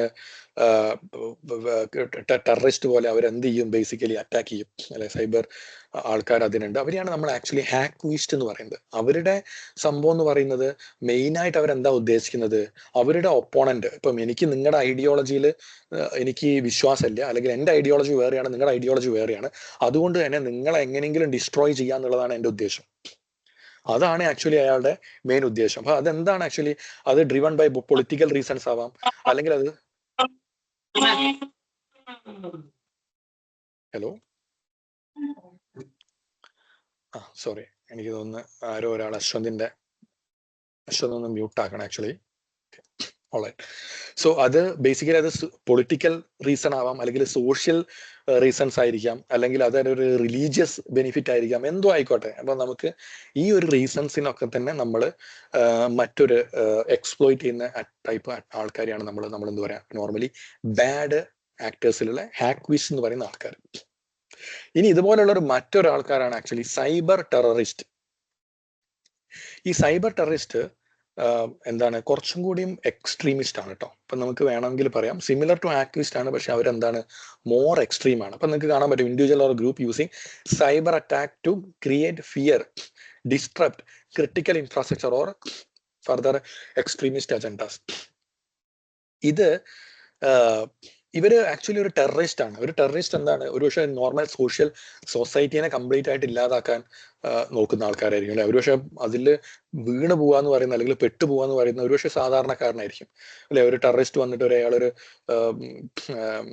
ഹോമിസൈഡ്, അയാളൊരു ബോംബ് വെച്ച് പൊട്ടിച്ച് അതിലൊരു പക്ഷെ ഒന്നുമില്ലാത്ത ആൾക്കാരായിരിക്കും പെട്ടുപോവുക. അപ്പൊ ഇതുപോലെയാണ് ആക്ച്വലി സൈബർ ടെററിസ്റ്റ് എന്ന് പറയുന്നത്. അവര് ഹാക്വിസ്റ്റിന്റെ ഒരു എക്സ്ട്രീം ടീമാണ്. അവർക്കും ആക്ച്വലി എന്തുണ്ട്, ബേസിക്കലി ഐഡിയോളജിയും കാര്യങ്ങളും ഒക്കെ ഉണ്ട്. അവർക്കും കുറച്ച് റീസൺസ് ഉണ്ട് ബേസിക്കലി ഇത് ചെയ്യാനായിട്ട്. ഇപ്പൊ നിങ്ങൾക്ക് എന്നെ അറിയാം, ചില റിലീജിയൻസിലെ കേസിൽ വരികയാണെന്നുണ്ടെങ്കിൽ, അല്ലെങ്കിൽ ഒരു പൊളിറ്റിക്കൽ കേസിൽ വരികയാണെന്നുണ്ടെങ്കിൽ, ഒരു ഇൻസ്റ്റബിലിറ്റി അവിടെ ഉണ്ടാക്കാനായിട്ട് അവരെന്ത് ചെയ്യാണ്, എന്താണ്, അറ്റാക്ക് നടത്തുകയാണ്. അപ്പൊ അങ്ങനെ അറ്റാക്ക് നടത്താന്ന് പറയുമ്പോൾ നിങ്ങൾ ആലോചിക്കുക, ഇതിന് കോമൺ ആയിട്ട് ഉണ്ടാക്കുന്നതാണ് ഓപ്പറേഷൻ ടെക്നോളജി, OT ഉണ്ടാകുന്ന അറ്റാക്കുകൾ എന്ന് പറയുന്നത്. ഈ OT എന്ന് പറയുന്ന ഓപ്പറേഷൻ ടെക്നോളജി എന്ന് പറയുന്നതാണ് ഇപ്പൊ നിങ്ങളുടെ പവർ ഗ്രിഡ്സ് ഒന്നും കണ്ടിട്ടില്ല, നിങ്ങളുടെ KSEB പവർ ഗ്രിഡ്സ്, അതേമാതിരി തന്നെ oil pipe lines, nuclear plants, ഇതൊക്കെ എന്ന് പറയുന്നത് ഇപ്പൊ നിങ്ങൾക്കറിയാം എല്ലാ കാര്യങ്ങളും ഇൻഫർമേഷൻ ടെക്നോളജിയിൽ IT ബേസ്ഡ് ആയിട്ടാണ് വർക്ക് ചെയ്യുന്നത്, അല്ലെ? ഒന്നും മാനുവൽ അല്ല, അനലോഗ് മെത്തേഡ്സ് അല്ല ഉള്ളത്. ഇപ്പം ഒരു KSEB നിങ്ങൾ ആലോചിച്ച് നോക്കുക, ഒരു സൈബർ അറ്റാക്ക് KSEBക്ക് വന്നിട്ടുണ്ടെന്നുണ്ടെങ്കിൽ നിങ്ങളുടെ പവർ സപ്ലൈ തന്നെ കട്ടായി പോവാം. അങ്ങനത്തെ അറ്റാക്ക് ഈവൻ റീസെന്റ് 2021 വന്നിട്ടുണ്ട് ആക്ച്വലി. ഓക്കെ, പവർ ഗ്രിഡ്സ് തന്നെ ഡൗൺ ആക്കിയിട്ട് ഏകദേശം 1 വീക്ക് കഴിഞ്ഞിട്ടാണ് പവർ സപ്ലൈ റീസ്റ്റോർ ആയിട്ട് പോലുള്ളത്. ഓക്കെ, അപ്പം അവരുടെ ഉദ്ദേശം എന്ന് പറയുന്നത് എന്താണ്, പല കാരണങ്ങളും. ഇപ്പൊ ഒരു പവർ ഗ്രിഡ് നിങ്ങൾ ആലോചിച്ച് നോക്കുക, നിങ്ങളുടെ ഒരു KSEB അറ്റാക്ക് ചെയ്ത് അത് എന്താണ്, അവര് അറ്റാക്ക് ചെയ്ത് കയറിയതിനു ശേഷം ആ നെറ്റ്വർക്ക് കോംപ്രമൈസ് ആക്കിയതിനു ശേഷം നിങ്ങളുടെ കംപ്ലീറ്റ് പവർ സിസ്റ്റം ഡൗൺ ആക്കുക എന്ന് പറയുമ്പോൾ ഒരു 1 വീക്ക് നിങ്ങൾക്ക്, അല്ലെങ്കിൽ ഒരു 1 ഡേ തന്നെ നിങ്ങൾക്ക് പവർ സപ്ലൈ ഇല്ലെങ്കിൽ എന്തെല്ലാം ഡാമേജ് ഉണ്ടാവാം. ഇതേപോലെ തന്നെ ന്യൂക്ലിയർ പ്ലാന്റ്സ്, അതേമാതിരി തന്നെ പൈപ്പ് ലൈൻസ്, ഇതൊക്കെ എന്താണ്, സോഷ്യലായിട്ട് ആൾക്കാർ യൂസ് ചെയ്യുന്ന സംഭവങ്ങൾ അറ്റാക്ക് ചെയ്തിട്ട് ഒരു ടെററിസ്റ്റ് പോലെ ആക്ട് ചെയ്യുക. അതിനാണ് ആക്ച്വലി എന്ത് പറയാ, നമ്മൾ സൈബർ ടെററിസ്റ്റുകൾ എന്ന് പറയാം. ഇപ്പൊ ഞാൻ നേരത്തെ പറഞ്ഞ പോലെ തന്നെ ഓപ്പറേഷൻ ടെക്നോളജി, ഏറ്റവും കൂടുതൽ സെക്യൂരിറ്റി വേണ്ട ഒരു ടെക്നോളജിയാണ് ആക്ച്വലി ഓപ്പറേഷൻ ടെക്നോളജി എന്ന് പറയുന്നത്. OT എന്ന് ഉദ്ദേശിക്കുന്നത്, നിങ്ങൾ എപ്പോഴും വിചാരിക്കരുത് നിങ്ങളുടെ ഓപ്പറേഷൻ തിയേറ്റർ, നിങ്ങളുടെ മെഡിക്കൽ സംഭവങ്ങളുള്ള OT ആണ് എന്നുള്ളത്. ഓഫ് കോഴ്സ് മെഡിക്കൽ കൺസെപ്റ്റിലും OT എക്യുപ്മെന്റ്സ് യൂസ് ചെയ്യുന്നുണ്ട്. ഇപ്പൊ പവർ ഗ്രിഡ്സിന്റെ കേസ് എടുക്കുക, പവർ ഗ്രിഡ്സിൽ അവര് ഉപയോഗിക്കുന്ന എക്യുപ്മെന്റ്സ് ഡിഫറൻസ് ആയിരിക്കും, അല്ലെ? അതൊരു വിൻഡോസ് കമ്പ്യൂട്ടർ അല്ല ആയിരിക്കില്ല അവിടെ ഉപയോഗിക്കുന്നത്. അതിന് പകരം അവിടെ അതിന്റെ റോബോട്ട്സ് ആയിരിക്കും, അല്ലെങ്കിൽ അതിന്റെ ഡിഫറെന്റ് എക്യുപ്മെന്റ്സ് ആയിരിക്കും. ഈ എക്യുപ്മെന്റ്സ് ഒക്കെ തന്നെ ഹാൻഡിൽ ചെയ്യണമെങ്കിൽ, മാനേജ് ചെയ്യണമെങ്കിൽ അതിൻ്റെതായിട്ടുള്ള പ്രൊപ്പറേറ്ററി സോഫ്റ്റ്വെയർസ് ഉണ്ടായിരിക്കും. ഇപ്പൊ നിങ്ങളൊരു ഹോസ്പിറ്റൽ എടുക്കുക, MRI സ്കാനിങ് ചെയ്യുന്ന ഒരു എക്യുപ്മെന്റ്, അതൊരു നോർമൽ വിൻഡോസ് കമ്പ്യൂട്ടർ അല്ല, MRI സ്കാനർ ആണ്. It's an equipment and it has got it's on software. അതിന്റെ പ്രൊപ്പറേറ്ററി, അതൊരു ഫിലിപ്സിന്റെ അല്ലെങ്കിൽ ഒരു സിമൻസിന്റെ MRI സ്കാനർ മെഷീൻ ആണെങ്കിൽ അതിന്റെ സിമൻസിന്റെ പ്രൊപ്പറേറ്ററി ആയിട്ടുള്ള ഓപ്പറേറ്റിംഗ് സിസ്റ്റം അതിൽ വെച്ചിട്ടുണ്ടാവാം. ഓക്കെ, അപ്പം ഈ ഒരു സംഭവം, ഞാൻ നേരത്തെ പറഞ്ഞ മാതിരി തന്നെ ഈ ഒരു സംഭവം at the end it's A cements vendor, OT equipment ആണ്. ഇതിന് ഏറ്റവും കൂടുതൽ പ്രൊട്ടക്ഷൻ വേണം. കാരണം എന്താ, ഈ MRI സ്കാനിങ് മെഷീൻ കോംപ്രമൈസ് ആവുകയാണ്, ഒരാൾ അറ്റാക്കർ ഇതിൽ അറ്റാക്ക് ചെയ്ത് കയറി, ഇത് കോംപ്രമൈസ് ചെയ്തിന്റെ ഒരു വൾനറബിലിറ്റി എക്സ്പ്ലോയിറ്റ് ചെയ്ത് കയറിയതിന് ശേഷം ഇതിലൊരു മോഡിഫിക്കേഷൻ വരുത്തുകയാണെന്നുണ്ടെങ്കിൽ, ഇതിന്റെ ഡാറ്റ ടാമ്പർ ചെയ്യുകയാണെന്നുണ്ടെങ്കിൽ അവിടെ എന്താ സംഭവിക്കുക, പേഷ്യന്റിന്റെ റിസൾട്ട് തന്നെയാണ് അവിടെ മാറിപ്പോവുക, അല്ലെ? അപ്പം ഏറ്റവും കൂടുതൽ പ്രൊട്ടക്ഷൻ വേണ്ട ഒരു സംഭവമാണ് ഈ ഓപ്പറേഷൻ ടെക്നോളജി എക്യുപ്മെന്റ് എന്ന് പറയുന്നത്. അപ്പം സൈബർ ടെററിസ്റ്റുകളൊക്കെ കൂടുതലായിട്ട് ഫോക്കസ് ചെയ്യാന്ന് പറയുന്നത് ഇത്തരം ക്രിട്ടിക്കൽ ഇൻഫ്രാസ്ട്രക്ചർ ആണ്. നിങ്ങൾ IT ഇൻഫ്രാസ്ട്രക്ചറിനെക്കാട്ടും ആക്ച്വലി ഏറ്റവും കൂടുതൽ ബിസിനസിന്റെ ക്രിട്ടിക്കാലിറ്റി വരുന്ന എക്യുപ്മെന്റ്സ് ആണ് ആക്ച്വലി OT എക്യുപ്മെന്റ്സ് പറയുന്നത്. നിങ്ങൾ ആക്ച്വലി ഇപ്പം സൈബർ സെക്യൂരിറ്റി അല്ലെങ്കിൽ ഇൻഫോ സെക്യൂരിറ്റി ഒക്കെ പഠിക്കുമ്പോൾ, ഈവൻ നെറ്റ്വർക്ക് സെക്യൂരിറ്റി പഠിക്കുകയാണെങ്കിലും അതിന് OTക്കായിട്ട് തന്നെ സെപ്പറേറ്റ് ഒരു ഡൊമൈൻ ഉണ്ട്, OT സെക്യൂരിറ്റി എന്ന് പറഞ്ഞിട്ട്. അപ്പൊ അതിൽ നിങ്ങൾ മെയിനായിട്ട് പഠിക്കുന്ന സംഭവങ്ങൾ എന്ന് പറയുന്ന ഓപ്പറേഷൻ ടെക്നോളജി എക്യുപ്മെന്റ്സും അതിൻ്റെതായിട്ടുള്ള ഡിഫറൻസ് പ്രോട്ടോകോൾ ഉണ്ട്. TCP UDP ഒക്കെ നിങ്ങൾ പഠിക്കുന്ന പോലെ തന്നെ it can use it's on different protocols. Okay, അപ്പം ആ പ്രോട്ടോകോൾസിനെ പറ്റിയിട്ടും ഇതെങ്ങനെ സെക്യൂർ ചെയ്യാം, ഇങ്ങനെയൊക്കെ നമ്മൾ നോക്കുക. ഇപ്പൊ വിൻഡോസ് ഒക്കെ ആണെങ്കിൽ നിങ്ങൾ ആലോചിക്കുക, വിൻഡോസ് മെഷീൻ ആണെങ്കിൽ നമുക്ക് ഒരു എക്സ്പ്ലോയിറ്റ് ഉണ്ടെങ്കിലും ഇതിന്റെ പാച്ച് അപ്ഡേറ്റ് റെഗുലർലി അവൈലബിൾ ആയിരിക്കും. പക്ഷെ ഒരു OT എക്യുപ്മെന്റ് ഒന്നും ഒരു പക്ഷേ പാച്ചേ ചെയ്യൂല. ഈ ഡിവൈസുകളൊക്കെ വർഷങ്ങളായിട്ട്, ചിലപ്പം 5-10 വർഷങ്ങളായിട്ട് ഒരുപക്ഷെ ഒരു തവണ പോലും ടേൺ ഓഫ് ആക്കാത്ത എക്യുപ്മെന്റ്സ് ആയിരിക്കും ഇത്. ഒരു പ്രാവശ്യം പോലും പാച്ച് അപ്ഡേറ്റ് ചെയ്തിട്ടുണ്ടാവില്ല. കാരണം എന്താ, പാച്ച് അപ്ഡേറ്റ് ചെയ്യണമെങ്കിൽ ഇത് റീബൂട്ട് ചെയ്യേണ്ടി വരും, അതിനൊരു ഡൗൺ ടൈം വേണ്ടി വരും. OT എക്യുപ്മെന്റ് അത്രയും ക്രിട്ടിക്കലാണ്. അതൊരിക്കലും അങ്ങനെ നമ്മൾ വിചാരിക്കുന്ന പോലെ ഒരു IT എക്യുപ്മെന്റ് എപ്പോഴും പാച്ച് ചെയ്യുന്ന പോലെ OT എക്യുപ്മെന്റ് പാച്ച് ചെയ്യില്ല. അപ്പം it would be sustaining in extreme temperature, weather condition ഒക്കെ സസ്റ്റൈൻ ചെയ്യാൻ പറ്റുന്ന എക്യുപ്മെന്റ്സ് ആയിരിക്കും ഈ OT എക്യുപ്മെന്റ് എന്ന് പറയുന്നത്. അപ്പം സൈബർ ടെററിസ്റ്റ് നമ്മൾ നേരത്തെ പറഞ്ഞ പോലെ തന്നെ അത് ഒരു ആക്വിസ്റ്റിന്റെ ഒരു എക്സ്ട്രീം ലെവലാണെന്ന് നമുക്ക് പറയാം. And their aim to immediate and destabilize സൊസൈറ്റിയാണ് അവരുടെ മെയിൻ എയിം എന്ന് പറയുന്നത് തന്നെ. അവർ നോർമലി ചെയ്യുന്നതാണ് ഇത്തരം പവർ ഗ്രിഡും പൈപ്പ് ലൈനും ഒക്കെ തന്നെ അറ്റാക്ക് ചെയ്തുകൊണ്ട് എന്താണ് ഡിസ്ട്രപ്ഷൻ ഉണ്ടാക്കുക എന്നുള്ളതാണ്. ഓക്കെ, ഇനി അടുത്ത ഒരു ടൈപ്പ് ടീമാണ് സൈബർ ക്രിമിനൽ. എല്ലാവർക്കും അറിയാവുന്ന ആൾക്കാരാണ് അല്ലെ. ഞാൻ CBI എന്നാണ്, ഞാൻ എന്താണ് പോലീസ് എന്നാണെന്നൊക്കെ പറഞ്ഞ് വിളിക്കുന്ന ആൾക്കാരെ നമുക്ക് ഒരു മടിയും കൂടാതെ നമുക്ക് പറയാൻ പറ്റും സൈബർ ക്രിമിനൽ ആണെന്നുള്ളത്. എന്തുകൊണ്ടാണ് അങ്ങനെ പറയുന്നത്? അവര് സൈബർ ക്രിമിനൽസ് ആണ് കാരണം അവരുടെ ഇന്റൻഷൻ എന്ന് പറയുന്നത് എന്താണ്? ആക്ച്വലി മോർ സെൽഫ് സെന്റേർഡ് ആണ്, അല്ലെങ്കിൽ അവരുടെ ഇന്റൻഷൻ വളരെ സിമ്പിൾ ആണ്. മണി, കാശാണ് അവരുടെ ഇന്റൻഷൻ. അപ്പോൾ criminals who exploit cyber vulnerability for financial gain such as through ransomware, phishing and identity theft, എന്തോ ആയിക്കോട്ടെ, ഇവരെയാണ് നമ്മൾ എന്ത് പറയാ? സൈബർ ക്രിമിനൽസ് എന്ന് പറയാം. അപ്പം ഇവരുടെ പ്രൈമറി ഒബ്ജക്റ്റ് എന്ന് പറയുന്നത് എന്താണ്? മണിയാണ്. ഇപ്പൊ നിങ്ങൾ എക്സ്പ്ലോററിന്റെ ഒരു പ്രൈമറി ഒബ്ജക്റ്റ് എന്ന് പറഞ്ഞാൽ നമ്മൾ പറഞ്ഞു ഒരിക്കലും മണിയൊന്നല്ല. അവര് ഒരു ഞാനാണെന്ന് കാണിക്കാനുള്ള ഒരു സംഭവമാണ് ചെയ്യുന്നതെങ്കിൽ ഹാക്വിസ്റ്റിന് സൈബർ ടെററിസ്റ്റിന് ഡിഫറെന്റ് മെത്തേഡാണ്, അല്ലെങ്കിൽ ഡിഫറെന്റ് ഇന്റൻഷൻ ആണെന്ന് പറഞ്ഞത്. ഇനി അതേമാതിരി തന്നെ സൈബർ ക്രിമിനൽ വരുമ്പോൾ അവരുടെ പ്രൈമറി ഗോൾ എന്ന് പറയുന്നത് തന്നെ മണിയാണ്, കാശ് കിട്ടുക. അത് റാൻസം വെയർ ആയിക്കോട്ടെ, അത് ഫിഷിംഗ് ആയിക്കോട്ടെ, നിങ്ങളെ സോഷ്യൽ എഞ്ചിനീയറിംഗ് വഴി അറ്റാക്ക് ചെയ്തിട്ട് ഈ ഞാൻ അവിടുന്നാണ് ഞാൻ ഇവിടുന്നാണെന്നൊക്കെ പറഞ്ഞ് കാശ് വാങ്ങുന്നതായിക്കോട്ടെ, ഇതൊക്കെ ഇന്റൻഷൻ സെയിം ആണ്. ഓക്കെ, അപ്പം അത് ഒരാളാവാം, ഒന്നിലധികം ആളാവാം അല്ലെ, അത് ഒരു ഗ്രൂപ്പ് ആവണം എന്നുള്ള നിർബന്ധമില്ല, ഒരു സിംഗിൾ ആള് ആയിട്ടും ഇതാവാം, ഇതൊക്കെ ആവാം. ഓക്കെ, അപ്പൊ അതാണ് ഈ സൈബർ ക്രിമിനൽസ് എന്ന് പറയുന്നത്. ഇനി സൈബർ വാരിയേഴ്സ് കേട്ടിട്ടുണ്ടോ നിങ്ങൾ? സൈബർ വാരിയേഴ്സ്, സൈബർ വാരിയേഴ്സ് ഉദ്ദേശിക്കുന്നത് നേഷൻ സ്റ്റേറ്റ് അല്ലെങ്കിൽ ഗവൺമെന്റ് ബാക്ക്ഡ് ആയിട്ടുള്ള ഹാക്കേഴ്സിനെയാണ് നമ്മൾ സൈബർ വാരിയേഴ്സ് ഉദ്ദേശിക്കുന്നത്. അപ്പം ഇവര് നിങ്ങൾ വിചാരിക്കുന്ന പോലെ അത്ര ചെറിയ ആൾക്കാരല്ല. ഇതിന് റീസൺ എന്താണ്? ഇവരുടെ ഇന്റൻഷൻ നല്ലതാണോ ചീത്തതാണോ അത് വേറൊരു കാര്യം. പക്ഷേ സൈബർ വാരിയേഴ്സ് എന്താണ്? അവർ ലീസ്റ്റ് സെൽഫ് ഇൻട്രസ്റ്റ് ആണ്. അവരൊരിക്കലും വർക്ക് ചെയ്യുന്നത് ഫിനാൻഷ്യൽ ഗെയിനിന് വേണ്ടിയിട്ടോ അല്ലെങ്കിൽ അവരുടെ ഐഡന്റിറ്റി കാണിക്കാനോ ഹാക്വിസ്റ്റിനെ പോലെ ഒരു സൊസൈറ്റിക്കായിട്ട് അല്ലെങ്കിൽ ഒരു പൊളിറ്റിക്കൽ ഇൻട്രസ്റ്റിന് വേണ്ടിയിട്ട് ഒന്നുമല്ല അവർ ചെയ്യുന്നത്. സൈബർ ക്രിമിനലിനെ പോലെ പൈസക്ക് വേണ്ടിയിട്ടല്ല അവർ ചെയ്യുന്നത്. അവരെന്താണ് ചെയ്യുന്നത്? അവരുടെ കൺട്രിയുടെ അല്ലെങ്കിൽ അവരുടെ സ്റ്റേറ്റിന്റെ ബെസ്റ്റ് ഇൻട്രസ്റ്റിന് വേണ്ടിയിട്ട് വർക്ക് ചെയ്യുന്ന ആൾക്കാരാണ്. അത് ഏത് കൺട്രിക്കാണെങ്കിലും അവരുണ്ടാവും സൈബർ വാരിയേഴ്സ്.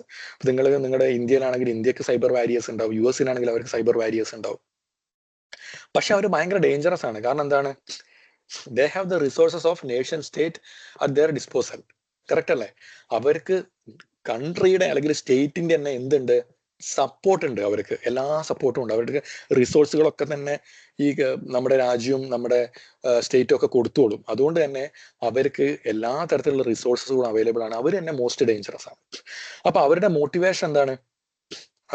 അത് ഒരുപക്ഷെ ഹോം കൺട്രി ആവാം, അത് ഗുഡ് ആവാം, ബാഡ് ആവാം, ന്യൂട്രൽ ആവാം, ഡിപ്പെൻസ്. ആക്ച്വലി അത് ഓരോ നേഷൻ അല്ലേ. ഇപ്പൊ നമ്മുടെ ഇന്ത്യയുടെ കേസ് എടുക്കുകയാണെന്നുണ്ടെങ്കിൽ നമ്മുടെ സൈബർ വാരിയേഴ്സ് ഒരുപക്ഷെ ഒരു പാകിസ്ഥാനെ ടാർഗറ്റ് ചെയ്യുകയാണെന്നുണ്ടെങ്കിൽ ഇറ്റ്സ് അപ് ടു നമ്മുടെ ഇന്ത്യയുടെ ഇൻട്രസ്റ്റ് അതായിരിക്കും. പക്ഷെ പാകിസ്ഥാന്റെ കേസ് വരുമ്പോൾ പാകിസ്ഥാൻ ഇൻട്രസ്റ്റ് വേറെ ആയിരിക്കും അല്ലെ. അപ്പം ഈ സൈബർ വാരിയർ സൈബർ വാർഫെയറിന് വേണ്ടിയിട്ട് ഇതാണ് അവരുടെ മെയിൻ മോട്ടിവേഷൻ എന്ന് പറയുന്നത്. സൈബർ വാർഫെയർ അല്ലെ, ഡിസ്ട്രപ്ഷൻ ഉണ്ടാക്കുക കമ്പനിയുടെ, ഇത്തരം സംഭവങ്ങളൊക്കെ. ഇപ്പോൾ വളരെ റീസെന്റ് ആയിട്ട് നമ്മൾ എടുക്കുകയാണെങ്കിൽ നിങ്ങൾക്ക് അറിയാം, ലെബനനിൽ പേജർ അറ്റാക്ക് വന്ന അല്ലെ. ലെബനനിൽ ലാസ്റ്റ് ഇയർ വന്ന പേജർ അറ്റാക്ക്, എത്രയോ ആൾക്കാർ അതിൽ പേജർ അറ്റാക്കിൽ മരിച്ചു കഴിഞ്ഞു. ഇത് ആക്ച്വലി എന്താണ്? It was a cyber attack, right? It's a kind of cyber attack. Cyber വാർഫെയറിന് വേണ്ടിയിട്ട് അവരുടെ സൈബർ വാരിയേഴ്സ് ചെയ്തിരിക്കുന്ന സംഭവമാണത്. അല്ലാതെ അതൊരിക്കലും ഒരു ഫിനാൻഷ്യൽ കാര്യങ്ങൾക്കായിട്ടൊന്നും ചെയ്തിരിക്കുന്ന കാര്യങ്ങളല്ല. ഓക്കെ, അപ്പൊ അവരെന്താ ചെയ്തിരിക്കുന്നത്? ഞാൻ നേരത്തെ പറഞ്ഞ പോലെ തന്നെ നേഷൻ സ്റ്റേറ്റ് ആയിട്ട് അവർ സപ്പോർട്ടായിട്ട് ചെയ്തിരിക്കുന്ന സംഭവങ്ങളാണ് ഇത്തരം അറ്റാക്കുകൾ എന്ന് പറയുന്നത്. ഇങ്ങനെ സൈബർ വാർഫെയറിനായിട്ട് നടന്നിരിക്കുന്ന ഒരുപടി അറ്റാക്കുകളുണ്ട്, ഒരുപടി കാര്യങ്ങളുണ്ട്. പല കാര്യങ്ങളും പലരും നമുക്ക് ഇതാക്കൂലെന്നേ ഉള്ളൂ. ഓക്കെ, അപ്പം ഒരുപക്ഷെ നിങ്ങൾ കേട്ടിട്ടുണ്ടോന്ന് അറിയില്ല, ഈ സൈബർ വാരിയേഴ്സിന്റെ മറ്റൊരു അറ്റാക്കാണ് ലെബനന്റെ. ഓഫ് കോഴ്സ് നിങ്ങൾ എല്ലാവരും കേട്ടിട്ടുണ്ടാവും. സ്റ്റക്സ്നെറ്റ് അറ്റാക്ക് എന്ന് കേട്ടിട്ടുണ്ടോ ആരെങ്കിലും? സ്റ്റക്സ്നെറ്റ് അറ്റാക്ക് 2010 ആയിരുന്നു എന്നാണ് എൻ്റെ ഒരു ഓർമ്മ. ആക്ച്വലി സ്റ്റക്സ്നെറ്റ് അറ്റാക്ക് ഇറാനെതിരെ ആക്ച്വലി US ഇസ്രായേൽ നടത്തിയ ഒരു അറ്റാക്ക് ആണ് എന്ന് പറഞ്ഞിട്ടാണ് സ്റ്റക്സ്നെറ്റ് അറ്റാക്ക്. സ്റ്റക്സ്നെറ്റ് അറ്റാക്കിന്റെ ഒരു പ്രത്യേകത, അതിന്റെ മെയിൻ പ്രത്യേകത എന്ന് പറയുന്നത് അതാണ് വേൾഡിൽ ഫിസിക്കൽ ഡാമേജ് ഉണ്ടാക്കിയ ആദ്യത്തെ ഒരു സൈബർ അറ്റാക്ക് എന്ന് പറയുന്നത്, സ്റ്റക്സ്നെറ്റ് അറ്റാക്ക്. അതായത് ഇറാൻ, നിങ്ങൾക്കറിയാം ന്യൂക്ലിയർ പ്ലാന്റ്, അവർ ആക്ച്വലി ന്യൂക്ലിയർ എൻറിച്ച്മെന്റ് ആയിട്ട് അവരുടെ ന്യൂക്ലിയർ പ്ലാന്റ്സ് ഉണ്ടായിരുന്നു. ഈ ന്യൂക്ലിയർ പ്ലാന്റിൽ ന്യൂക്ലിയർ എൻറിച്ച്മെന്റ് ചെയ്യാനായിട്ട് അവർ യൂസ് ചെയ്തിട്ട് സെൻട്രിഫ്യൂജ് ഉണ്ട് ആക്ച്വലി. ഈ സെൻട്രിഫ്യൂജി ഇതൊരു സ്പെസിഫിക് സ്പീഡിൽ റൊട്ടേറ്റ് ചെയ്തിട്ടാണെങ്കിലാണ് ഇതിന്റെ പ്രോപ്പർ എൻറിച്ച്മെന്റ് അവിടെ നടക്കുക ആക്ച്വലി.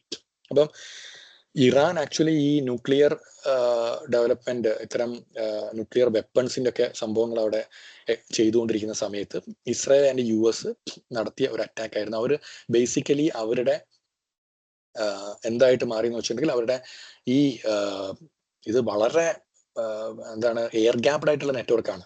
ഫസ്റ്റ് ഓഫ് ഓൾ ഇത് ഈ നെറ്റ്വർക്കിലേക്ക് ഒരാൾക്ക് അറ്റാക്ക് ചെയ്ത് കയറാൻ പുറത്തുനിന്നുള്ള ഒരു ആക്സസ് എന്നൊക്കെ പറയുന്നത് ആക്ച്വലി 0 ആണ്. എന്നിട്ട് പോലും അവിടെ പാച്ചിങ്ങിന്റെ പേരിൽ അവിടെ ബേസിക്കലി ഒരു വർക്ക് സ്റ്റേഷൻ വഴി ഒരാൾക്ക് അവരുടെ ഈ ഒരു നെറ്റ്വർക്കിൽ ആക്സസ് കിട്ടി. സ്വാഭാവികമായിട്ടും അതൊരു പാച്ചിങ് പോലെ എന്തോ കാര്യങ്ങൾക്കാണ്. അതിന്റെ കൂടുതൽ വളരെ കൃത്യമായ ഇൻഫർമേഷൻസ് അവൈലബിൾ അല്ലെങ്കിലും ഇങ്ങനെയാണ് പറയുന്നത് ആക്ച്വലി. അപ്പോൾ എയർ ഗ്യാപ്ഡ് നെറ്റ്വർക്കാണ്, പുറത്തുനിന്നുള്ള ഒരു ആക്സസും ഇല്ല. പക്ഷേ ഈ ഒരു ആൾക്ക് പാച്ചിങ് വഴി ആക്സസ് കിട്ടി. അവരുടെ നെറ്റ്വർക്കിൽ അയാൾ സിസ്റ്റം കണക്ട് ചെയ്തത് വഴി ഈ ഒരു മാൽവെയർ, അത് അവരെ സ്റ്റക്സ്നെറ്റ് എന്ന് പറയുന്ന, എനിക്കൊന്ന് സിമൻസിന്റെ എന്തോ ഒരു മെത്തീഡ് തന്നെ ഉപയോഗിക്കുന്നത്, സ്റ്റക്സ്നെറ്റിന്റെ ഒരു മാൽവെയർ എന്തോ ആണ് അവർ യൂസ് ചെയ്തിട്ടുള്ളത് ആക്ച്വലി. ഇപ്പൊ സിമൻസിന്റെ ഒരു വൾനറബിലിറ്റി ബേസിക്കലി അവർ എക്സ്പ്ലോയിറ്റ് ചെയ്തു. സിമൻസിന്റെ സെൻട്രിഫ്യൂജ് ആയിരുന്നു എന്നാണ് എൻ്റെ ഒരു ഓർമ്മ. ഈ മാൽവെയർ വളരെ ഹൈലി ടാർഗറ്റഡ് ആയിട്ടുള്ള മാൽവെയർ ആണ്. ഇത് എല്ലാ മെഷീനിലും ഒന്നും കയറി റൺ ചെയ്യില്ല, എല്ലാ ഡിവൈസിലും കയറി റൺ ചെയ്യില്ല. ഇത് ഇതിന്റെ ആക്ച്വൽ ടാർഗറ്റിൽ പോയിട്ട് റൺ ആവുള്ളൂ. അങ്ങനെ ഇത് റൺ ചെയ്തിട്ട് എന്താ ചെയ്തെന്ന് വെച്ചിട്ടുണ്ടെങ്കിൽ ഈ സെൻട്രിഫ്യൂജി ഹൈ സ്പീഡിൽ റൊട്ടേഷൻ ചെയ്യാനായിട്ട് തുടങ്ങി. എക്സ്ട്രീം സ്പീഡിൽ ഇത് റൊട്ടേറ്റ് ചെയ്യും, അതേമാതിരി തന്നെ ഇത് സ്ലോ ആക്കും, വീണ്ടും എക്സ്ട്രീം സ്പീഡിൽ റൊട്ടേറ്റ് ചെയ്യും, സ്ലോ ആക്കും. അങ്ങനെ ഇതിങ്ങനെ ചെയ്തുകൊണ്ടിരിക്കുകയാണ്.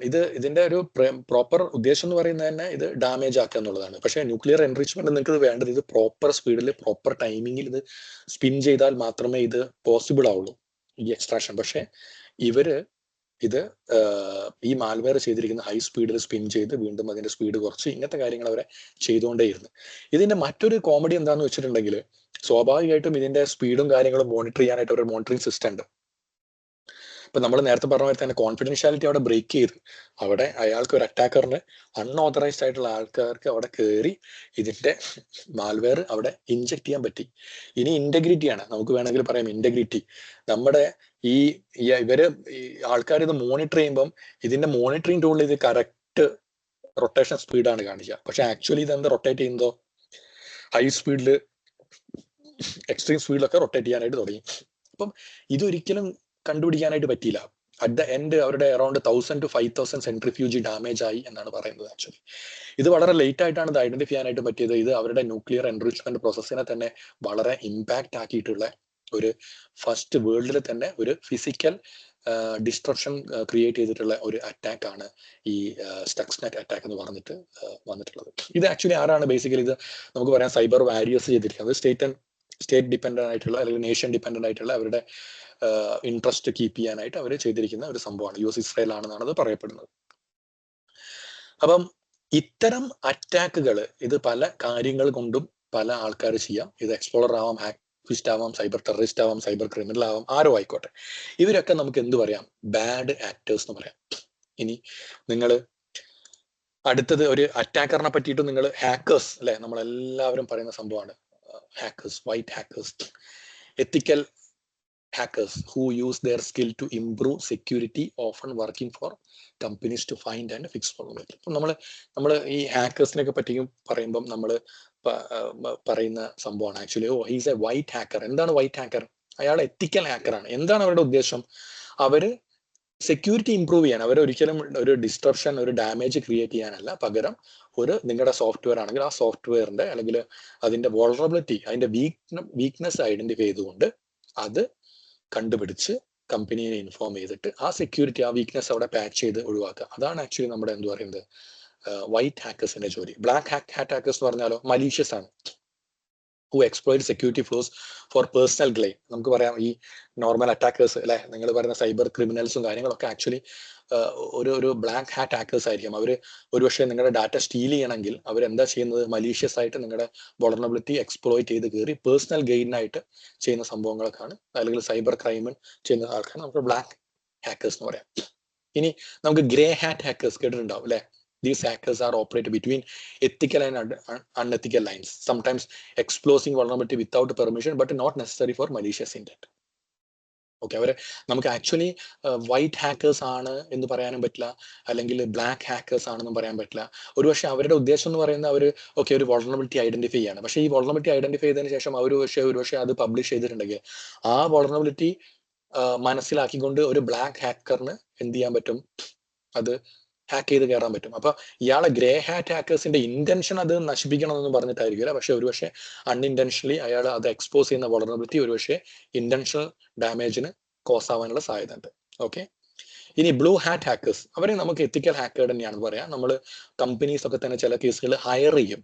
ഓക്കെ, ഹാക്ക് അതായത് ഈ എത്തിക്കൽ ഹാക്കേഴ്സിനെ ഹയർ ചെയ്യും. എന്തിനാണ് അത്? തേർഡ് പാർട്ടി സെക്യൂരിറ്റി എക്സ്പേർട്സിനെ ഹയർ ചെയ്യുന്നതിന്റെ ആവശ്യം തന്നെ നമ്മുടെ കമ്പനികളിലുള്ള വൾണറബിലിറ്റി വീക്ക്നെസ് കണ്ടുപിടിക്കുക എന്നുള്ളതാണ് ഈ തേർഡ് പാർട്ടി സെക്യൂരിറ്റി എക്സ്പേർട്ടിന്റെ. അവരെ നമുക്ക് ബ്ലൂ ഹാറ്റ് ഹാക്കേഴ്സ് എന്ന് പറയാൻ പറ്റും. ഓക്കെ, അപ്പം ഇത്രയാണ് ഈ കാറ്റഗറി എന്ന് പറയുന്നത്. ഇനി എപ്പോഴും ആലോചിക്കുക, cyber security is more than technology.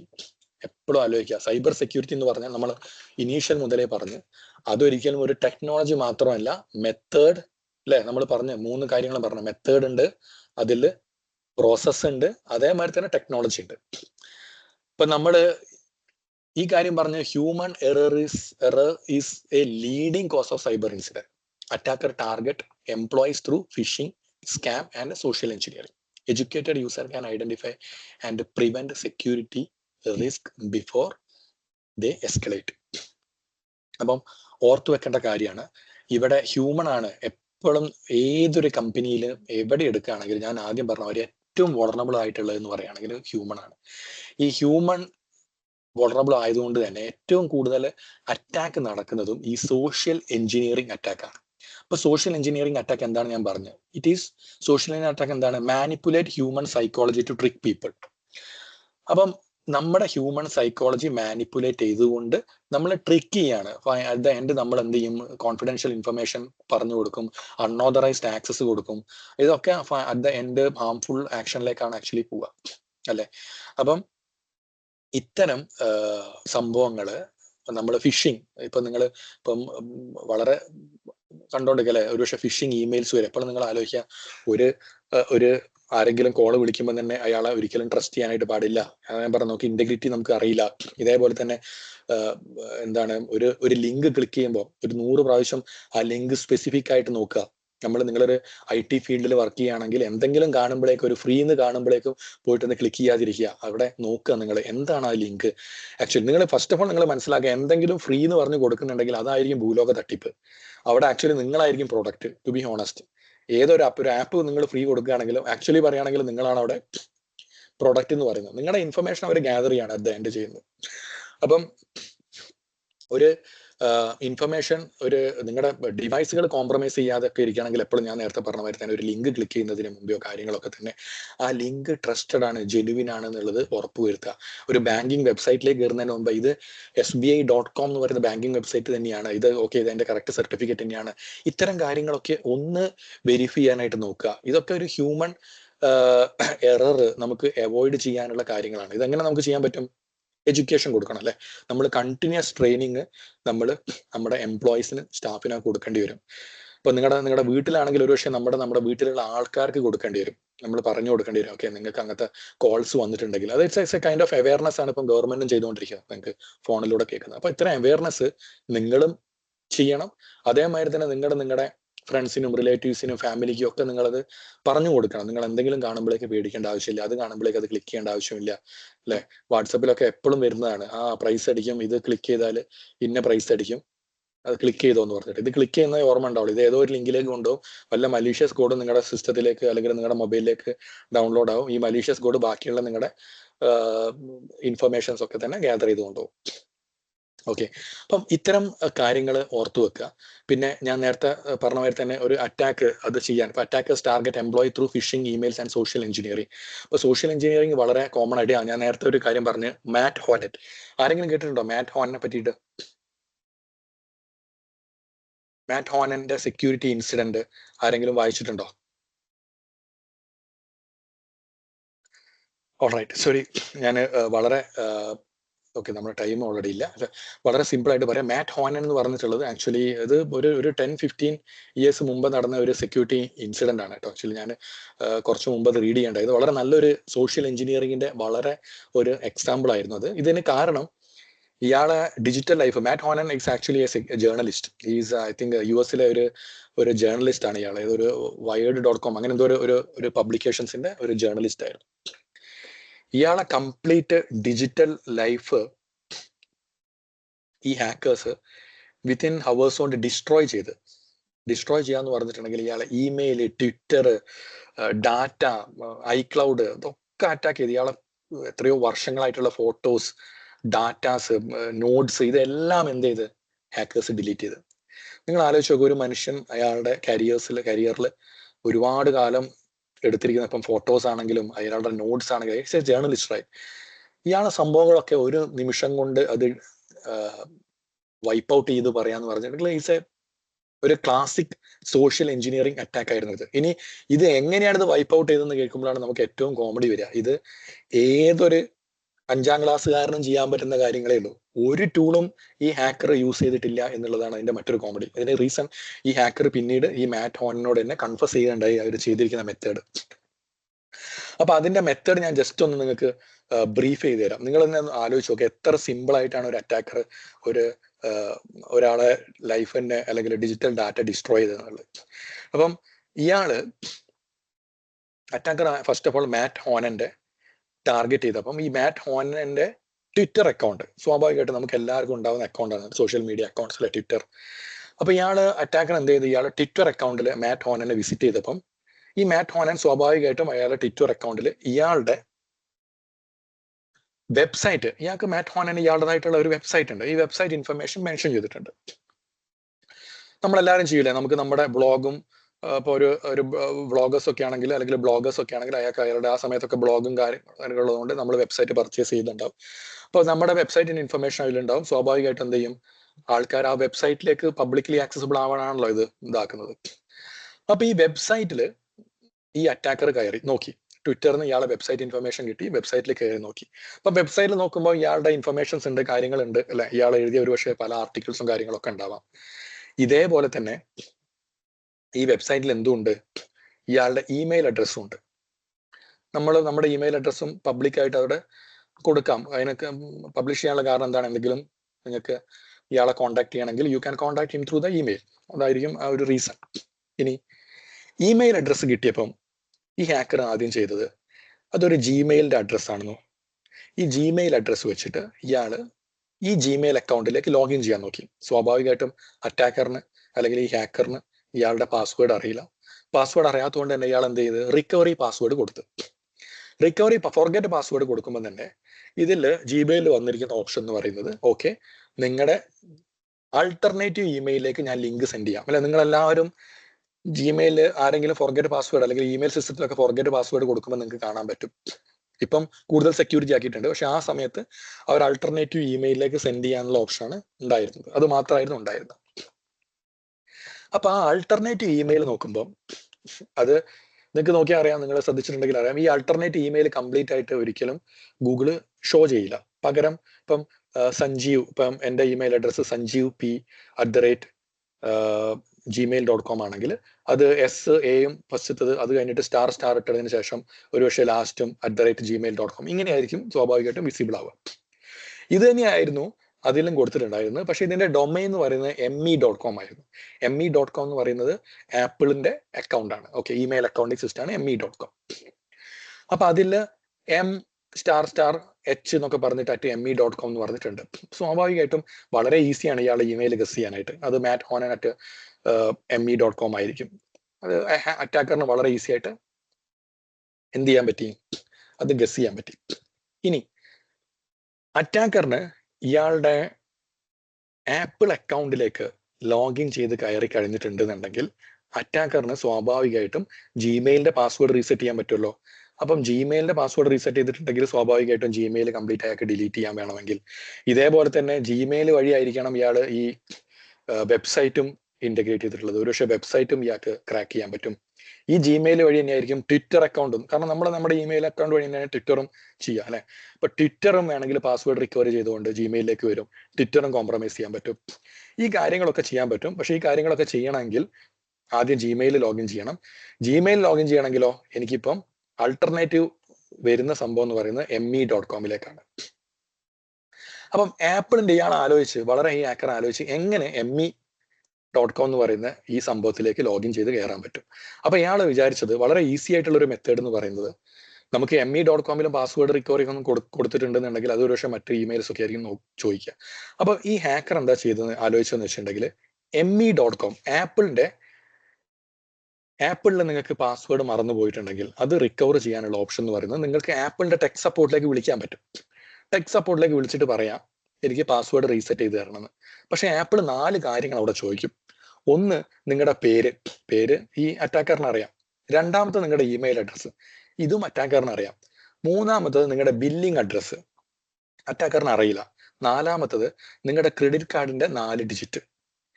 അപ്പം അറ്റാക്കറിന്റെ അടുത്ത് 2 ഇൻഫർമേഷൻസ് ഉണ്ട്, ബാക്കി 2 ഇൻഫർമേഷൻസ് ഇല്ല. ഏതൊക്കെയാ ഇല്ലാത്തത്? ഒന്ന് ക്രെഡിറ്റ് കാർഡിന്റെ 4 ഡിജിറ്റ്, രണ്ടാമത്തത് ബില്ലിംഗ് അഡ്രസ്സ്. ഇനി അറ്റാക്കർ ആലോചിച്ച് ബില്ലിംഗ് അഡ്രസ്സ് എങ്ങനെ കിട്ടാം? ഇപ്പൊ ബില്ലിംഗ് അഡ്രസ്സ് കിട്ടാനുള്ള ഒരു ഓപ്ഷൻ അറ്റാക്കർ എന്താ ചെയ്തതെന്ന് വെച്ചിട്ടുണ്ടെങ്കിൽ ഈ വെബ്സൈറ്റ് ഉണ്ടല്ലോ, ഈ മാറ്റ് ഹോനന്റെ വെബ്സൈറ്റ്, ഈ വെബ്സൈറ്റിന്റെ ഡൊമെയിൻ ഇയാൾ whois.com വെറുതെ പോയി സെർച്ച് ചെയ്ത് നോക്കിയപ്പോൾ ഇത് പർച്ചേസ് ചെയ്തിരിക്കുന്നത് മാറ്റ് ഹോനൻ ആണെന്നും അതിന്റെ ബില്ലിംഗ് അഡ്രസ്സ് നിങ്ങൾക്ക് നോർമലി നിങ്ങൾ വെബ്സൈറ്റ് ഡൊമെയിൻ പർച്ചേസ് ചെയ്താൽ അതിന്റെ ബില്ലിംഗ് അഡ്രസ്സ് whois.com പോയാൽ കിട്ടും. Until unless you made it private, നിങ്ങൾക്ക് പ്രൈവറ്റ് ചെയ്യാനുള്ള ഓപ്ഷൻ ഉണ്ട്. പക്ഷെ മാറ്റ് ഹോനൻ അങ്ങനെ ചെയ്യാത്തതുകൊണ്ട് തന്നെ അതിന്റെ ബില്ലിംഗ് അഡ്രസ്സ് അതിൽ ക്ലിയർ ആയിട്ടുണ്ടായിരുന്നു. അപ്പം ഈ അറ്റാക്കറിന് എന്ത് കിട്ടി? ബില്ലിംഗ് അഡ്രസ്സും കിട്ടി. ഇനി നാലാമത് ഇയാൾക്ക് ഒന്ന് മാത്രമേ കിട്ടാനുള്ളൂ. എന്താണത്? ക്രെഡിറ്റ് കാർഡിന്റെ 4 ഡിജിറ്റ് വേണം, ലാസ്റ്റ് 4 ഡിജിറ്റ് വേണം. ഇയാൾ സ്വാഭാവികമായിട്ടും ആലോചിച്ചു ഈ ക്രെഡിറ്റ് കാർഡ് നോർമലി ക്രെഡിറ്റ് കാർഡിന്റെ ഇൻഫർമേഷൻ എങ്ങനെ കിട്ടും? ക്രെഡിറ്റ് കാർഡ് നമ്മൾ നോർമലി സേവ് ചെയ്ത് വെക്കുക ഏതിലാണ്? നമ്മുടെ ഓൺലൈൻ ഷോപ്പിംഗ് പ്ലാറ്റ്ഫോമിലൊക്കെ ആയിരിക്കും നമ്മൾ ക്രെഡിറ്റ് കാർഡ് ഇൻഫർമേഷൻ സേവ് ചെയ്ത് വെക്കുക. അപ്പം അതുകൊണ്ട് തന്നെ എല്ലാവരും യൂസ് ചെയ്യുന്ന ഒരു ഓൺലൈൻ ഷോപ്പിംഗ് പ്ലാറ്റ്ഫോമാണ് Amazon.com എന്ന് പറയുന്നത്. അപ്പോൾ Amazon.com ലോഗിൻ ചെയ്തിട്ടുണ്ടെങ്കിൽ, ഇയാളുടെ അക്കൗണ്ട് ലോഗിൻ ചെയ്തിട്ടുണ്ടെങ്കിൽ സ്വാഭാവികമായിട്ടും ക്രെഡിറ്റ് കാർഡ് കിട്ടും എന്നുള്ള കാര്യം ഈ അറ്റാക്കറിന് സോഷ്യൽ എഞ്ചിനീയറിംഗ് നടത്തുന്ന ചങ്ങായിക്ക് മനസ്സിലായി. അപ്പൊ ഇയാളത് ട്രൈ ചെയ്യാണ്. അപ്പം Amazon.com ഇയാളെ ജിമെയിൽ അക്കൗണ്ട് ഉണ്ട്. ആമസോണും സ്വാഭാവികമായിട്ടും ക്രിയേറ്റ് ചെയ്തിരിക്കുന്നത് ഈ ജിമെയിൽ അക്കൗണ്ട് വഴിയായിരിക്കും. പക്ഷെ ആമസോണിലേക്ക് ഇയാൾക്ക് ലോഗിൻ ചെയ്യണമെങ്കിൽ പാസ്വേഡ് അറിയില്ല അല്ലെ. അപ്പം ഈ ആമസോണിലേക്ക് നമ്മൾ പാസ്വേഡ് റിക്കവറിക്ക് വിളിച്ചിട്ടുണ്ടെങ്കിലും അവര് ഉടൻ തന്നെ റിക്കവർ ചെയ്ത് തരിക. അവരും എന്ത് ചോദിക്കും? ക്രെഡിറ്റ് കാർഡിന്റെ 4 ഡിജിറ്റ് ചോദിച്ചിട്ട് ആ ഇൻഫർമേഷൻ ഒക്കെ വെരിഫൈ ചെയ്തിട്ട് അവർ പാസ്വേഡ് റിക്കവർ ചെയ്യുള്ളൂ. അപ്പൊ ഇയാളൊരു ട്രിക്ക് ചെയ്ത് ഇയാൾ നേരെ ആമസോണിന്റെ ടെക് സപ്പോർട്ടിലേക്ക് വിളിച്ചിട്ട് പറഞ്ഞ്, ഞാൻ മാറ്റ് ഹോനൻ ആണ്, എൻ്റെ ബില്ലിംഗ് അഡ്രസ് ഒക്കെ ഇതാണ്, എൻ്റെ ഡീറ്റെയിൽസ് ഇതാണ് എൻ്റെ ആമസോണിന്റെ അക്കൗണ്ട് ഇമെയിൽ അഡ്രസ്സ്. എനിക്കൊരു പ്രശ്നമുണ്ട്, എനിക്ക് ആക്ച്വലി എൻ്റെ ഒരു പുതിയ ക്രെഡിറ്റ് കാർഡ് ഇതിൽ ആഡ് ചെയ്യാൻ പറ്റുന്നില്ല, നിങ്ങളൊന്ന് ഹെൽപ്പ് ചെയ്യണം ആഡ് ചെയ്യാൻ. അപ്പൊ ഈ കസ്റ്റമർ എക്സിക്യൂട്ടീവ് വിചാരിച്ച് ഇയാൾ എന്തിനാ വിളിക്കുന്ന? ഒരു പുതിയ ക്രെഡിറ്റ് കാർഡ് ആഡ് ചെയ്യാനാണ്, അതിൽ യാതൊരു പ്രോബ്ലം ഇല്ല അല്ലെ. ഒരു ക്രെഡിറ്റ് കാർഡ് ആഡ് ചെയ്യാൻ ഫർദർ വെരിഫിക്കേഷൻ ചെയ്യേണ്ട ആവശ്യം ആ സമയത്ത് സ്വാഭാവികമായിട്ടും ആമസോണിന് ഇല്ല. ഈ ഹാക്കർ എന്ത് ചെയ്തു? ഒരു ഡമ്മി ക്രെഡിറ്റ് കാർഡ് നമ്പർ അങ്ങ് കൊടുത്ത്, ഈ ആമസോണിന്റെ ടെക് സപ്പോർട്ട് ആണെങ്കിലോ ഈ ഡമ്മി ക്രെഡിറ്റ് കാർഡ് നമ്പർ ഈ ആമസോണിന്റെ അക്കൗണ്ടിൽ ആഡ് ചെയ്യുകയും ചെയ്തു.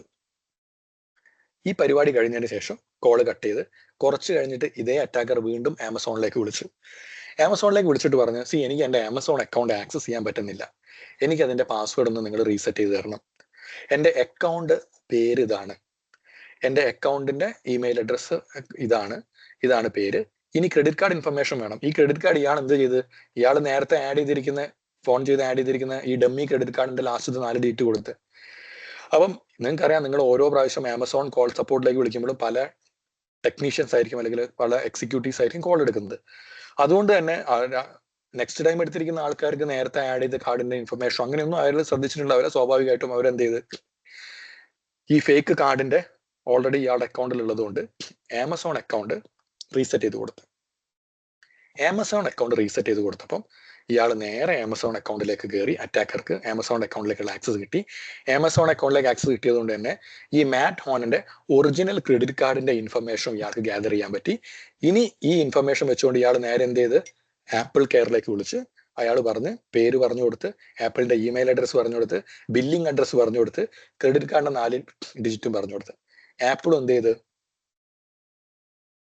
വെരിഫൈ ചെയ്തുകൊണ്ട് ആപ്പിൾ എന്ത് ചെയ്ത് ടെമ്പററി പാസ്വേഡ് കൊടുത്ത്. ടെമ്പററി പാസ്വേഡ് കൊടുത്തപടി തന്നെ ഇയാൾക്ക് എന്ത് ചെയ്ത് ഇയാളുടെ ഐക്ലൗഡ് അക്കൗണ്ടിലേക്ക് കയറാൻ പറ്റി.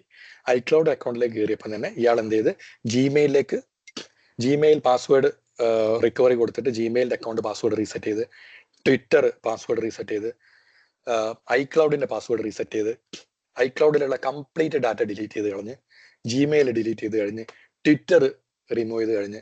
നിങ്ങൾ നോക്കുക, ഇയാള് മാറ്റ് ഹോനൻ പറഞ്ഞത് within hours when he check his apple iPad നോക്കുമ്പോഴും ഹിസ് ആപ്പിൾ ഫോൺ നോക്കുമ്പോഴും he was locked out from everything. അപ്പൊ എന്താ കാര്യം? അറ്റാക്കർ വളരെ ഈസി ആയിട്ട് ഈ റിക്കവറി ഒക്കെ ചെയ്തുകൊണ്ട് തന്നെ ഇയാളുടെ കംപ്ലീറ്റ് ഇൻഫർമേഷൻസ് ഡിലീറ്റ് ചെയ്ത് കഴിഞ്ഞ്. അൺഫോർച്ചുനേറ്റ്ലി ഈ did not have any backup also. Backup ഉള്ളത് ഐക്ലൗഡിലായിരുന്നു, ഐക്ലൗഡ് കംപ്ലീറ്റ് പോയി. അപ്പൊ നിങ്ങൾ ആലോചിക്കുക, ഹ്യൂമൻ സോഷ്യൽ എഞ്ചിനീയറിംഗ് വഴി ഒരു ടൂൾ ഉപയോഗിക്കാതെ, നിങ്ങൾ ആലോചിച്ചു ഈ മാറ്റ് ഹോനന്റെ കേസ് വരുമ്പോൾ എന്ത് ടൂളാണ് ഇയാൾ യൂസ് ചെയ്ത്?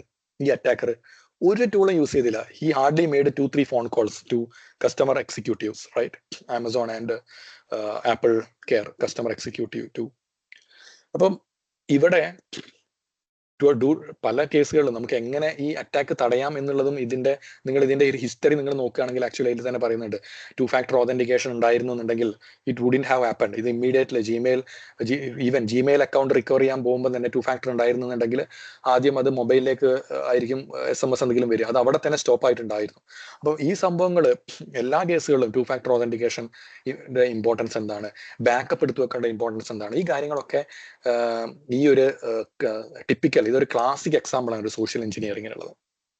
അപ്പം ഞാൻ പറഞ്ഞു വന്നത്, നിങ്ങൾ സോഷ്യൽ എഞ്ചിനീയറിംഗ് അല്ലെങ്കിൽ നിങ്ങളൊരു അറ്റാക്കർ എന്ന് പറയുമ്പോൾ ഈസ് ഓൾസോ ആൻ അറ്റാക്കർ അല്ലേ? ഇപ്പം നിങ്ങൾക്ക് ഏത് കാറ്റഗറിയിൽ പെടുത്തണം വേണമെങ്കിൽ എക്സ്പ്ലോറർ എന്ന് പറയുന്ന കാറ്റഗറിയിൽ പെടുത്തണമെങ്കിൽ പെടുത്താം. കാരണം his intention was not to gain the money or this thing only. എന്താണ് അവന്റെ ഒരു സെൽഫ് കാണിക്കാൻ വേണ്ടി മാത്രം ആക്ച്വലി ഒരാളുടെ ഡാറ്റ ഡിലീറ്റ് ചെയ്തതാണ് ആക്ച്വലി.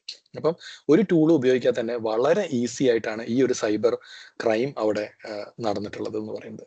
ഓക്കെ, അപ്പം അതാണ് നമ്മൾ എപ്പോഴും പറയുന്നത്, ഹ്യൂമൻ ആർ മോസ്റ്റ് വൾണറബിൾ. എപ്പോഴും ഈ കാര്യങ്ങൾ നിങ്ങൾ അതിന്റെ പ്രിവെൻഷൻ മെത്തേഡ്സ് എടുക്കേണ്ടി വരും. ഇനി അടുത്തത്, നമുക്ക് first line of defence against cyber threat എന്താണ് നമുക്ക് ഫസ്റ്റ് ലൈനായിട്ട് എടുക്കാൻ പറ്റുന്നത്? ഫസ്റ്റ് ലൈൻ എന്ന് പറയുന്നത് തന്നെ റേസിംഗ് അവയർനെസ് ആണ്, both at work at home.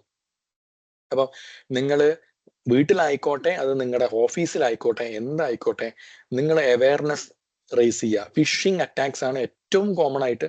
നമ്മൾ 90% of attack happens through phishing. Okay, അപ്പൊ ഈ ഫിഷിംഗ് അറ്റാക്സിൽ പെടാതിരിക്കാനുള്ള ഒരു അവയർനെസ് നിങ്ങൾ ചെയ്യുക. നിങ്ങൾ സൈബർ ബെസ്റ്റ് പ്രാക്ടീസ് എന്താണ് എത്തിക്സ് അല്ലെങ്കിൽ സൈബർ ഹൈജീൻ നിങ്ങൾ കീപ്പ് ചെയ്യുക. എന്തെല്ലാം കാര്യങ്ങൾ എന്താണ് ഒരു ബെസ്റ്റ് പ്രാക്ടീസിൽ നിങ്ങൾക്ക് ചെയ്യാനായിട്ടുണ്ടോ ആ കാര്യങ്ങൾ കീപ്പ് ചെയ്യുക. അതേമാതിരി തന്നെ ഡിസാസ്റ്റർ പ്രിപ്പൻഡൻസ്. ഇൻ കേസ് നിങ്ങളുടെ ഡാറ്റ നഷ്ടപ്പെട്ടിട്ടുണ്ടെന്നുണ്ടെങ്കിൽ നിങ്ങൾ എന്ത് ചെയ്യണം? ഒരു കാര്യം കൂടി നിങ്ങൾ ഓർത്തു വെക്കണം, അതിന്റെ റെഗുലർ ഓഫ്ലൈൻ ബാക്കപ്പും കാര്യങ്ങളൊക്കെ ഉണ്ട് എന്നുള്ളത് വെക്കുക. കാരണം നിങ്ങളുടെ ഫോർ എക്സാമ്പിൾ ഇപ്പൊ മാറ്റ് ഹോനന്റെ കേസ് തന്നെ എടുക്കുക. അയാളുടെ ഫോട്ടോസിന്റെയും ഡാറ്റന്റെ ഒക്കെ ഒരു ബാക്കപ്പ് അയാൾ ഒരു ഹാർഡ് ഡിസ്കിൽ സേവ് ചെയ്ത് വെച്ചിട്ടുണ്ടായിരുന്നു എന്നുണ്ടെങ്കിൽ അയാൾക്ക് ഒരു പക്ഷേ ആ ഡാറ്റ നഷ്ടപ്പെടില്ലായിരുന്നു. അറ്റ് ദ എൻഡ് ആക്ച്വലി അയാൾക്ക് അത് റിക്കവർ ചെയ്യായിരുന്നു.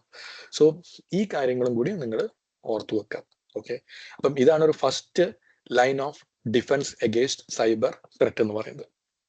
ഇത്രയാണ് നമ്മൾ ഒരു സൈബർ സെക്യൂരിറ്റി എന്ന് പറയുന്ന ഒരു ഇനീഷ്യൽ അവയർനെസ്, ഒരു ഇൻട്രൊഡക്ഷൻ ആയിട്ട് എനിക്ക് നിങ്ങളോട് പറയാനായിട്ടുള്ളത്.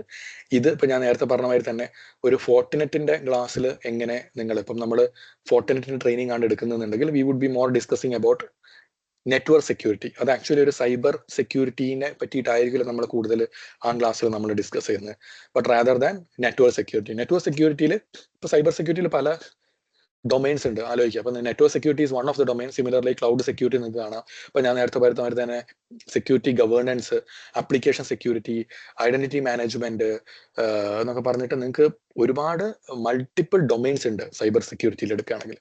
അപ്പൊ ആ സൈബർ സെക്യൂരിറ്റിയിൽ ഒരു നെറ്റ്വർക്ക് സെക്യൂരിറ്റി എന്ന് പറഞ്ഞിട്ടുള്ളത് ഒരു ഡൊമൈൻ ആണ്.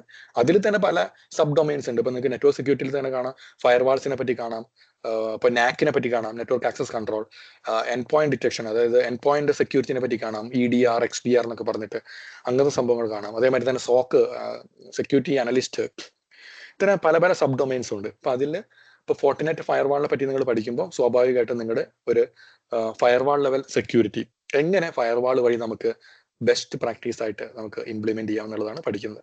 പിന്നെ നമ്മുടെ ഫോർട്ടിനെറ്റ് നമ്മൾ ക്ലാസ് എടുക്കുമ്പോൾ ജോയിൻ ചെയ്യുന്നവരുണ്ടെന്നുണ്ടെങ്കിൽ നമ്മൾ നോർമലി കൂടുതൽ ഫോക്കസ് ചെയ്യാന്ന് പറയുന്നത് അതൊരു എക്സാം ഓറിയന്റഡ് ആയിട്ടല്ല നോർമലി ഞാൻ ഫോക്കസ് ചെയ്യാറുള്ളത്, നമ്മുടെ ക്ലാസ് ഫോക്കസ് ചെയ്യാറുള്ളത്. കാരണം നമ്മൾ നോർമലി അതൊരു റിയൽ ലൈഫ് കേസുമായിട്ട്, ഇപ്പൊ നിങ്ങൾ എന്ത് പഠിക്കുകയാണെങ്കിലും just forget about Fortinet firewalls, but നിങ്ങൾ എപ്പോഴും ഏത് ഫയർവാൾ പഠിക്കുകയാണെന്നുണ്ടെങ്കിലും നിങ്ങൾ യൂഷ്വലി അത് നോക്കേണ്ടത് റിയൽ ലൈഫിൽ നിങ്ങൾക്ക് ഒരു ഫയർവാൾ എങ്ങനെ ഇംപ്ലിമെന്റ് ചെയ്യാം എന്നുള്ളതാണ്.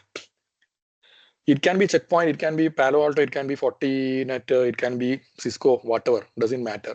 നിങ്ങൾ പഠിക്കേണ്ടതെന്ന് പറയുന്നതും ഇത് തന്നെയാണ്. ഒരു ഫയർവാൾ ഇംപ്ലിമെന്റേഷൻ നിങ്ങൾക്ക് എങ്ങനെ ഡിസൈൻ ചെയ്യാം, ഒരു ഫയർവാൾ നിങ്ങൾക്ക് എന്തെല്ലാം ഫീച്ചേഴ്സ് നിങ്ങൾ ഇംപ്ലിമെന്റ് ചെയ്യാം. When you study about Palo Alto firewall, you will learn how to do this configuration on Palo Alto, but when you study about Fortinet firewalls, you study about how you implement all those stuff in the Fortinet world. But നിങ്ങൾ actually concentrate ചെയ്യേണ്ടത്, as I said, ഈ സംഭവങ്ങളൊക്കെ തന്നെ എങ്ങനെ പഠിക്കാം, അതായത് എങ്ങനെ implement ചെയ്യാം എന്നുള്ളതാണ്. So we will more focus about how to implement best security things or how to design your firewall in your organisation. Okay, what are the features available and how to implement that and what is the benefit of those features. അപ്പം ഈ കാര്യങ്ങളായിരിക്കും സ്വാഭാവികമായിട്ടും ഫോർട്ടിനെറ്റിൻ്റെതായതുകൊണ്ട് തന്നെ ഫോർട്ടിഗേറ്റിന്റെ എങ്ങനെ implement ചെയ്യാം എന്നുള്ളതായിരിക്കും നമ്മൾ കൂടുതൽ പ്രാക്ടിക്കലായിട്ട് അത് നോക്കുന്നുണ്ടാവുക. ഓക്കെ, അപ്പം അതിനെപ്പറ്റി ഞാൻ കൂടുതൽ നമുക്ക് ഈ ഒരു ഡെമോ ക്ലാസ്സിന് ഞാൻ ഡിസ്ക്രൈബ് ചെയ്യുന്നില്ല, because I think this demo class would be more interested for you for the cyber security thing, and network security is part of that cyber security. It's not just focusing about network security or firewall, something like that. All right, so നമുക്ക് ഇത്രയാണ് നമുക്ക് ഈ ഒരു demo ക്ലാസ്സിലുള്ളത്. But if you have any question, നിങ്ങൾക്ക് എന്തെങ്കിലും question ഉണ്ടെന്നുണ്ടെങ്കിൽ നിങ്ങൾക്ക് ചോദിക്കാം.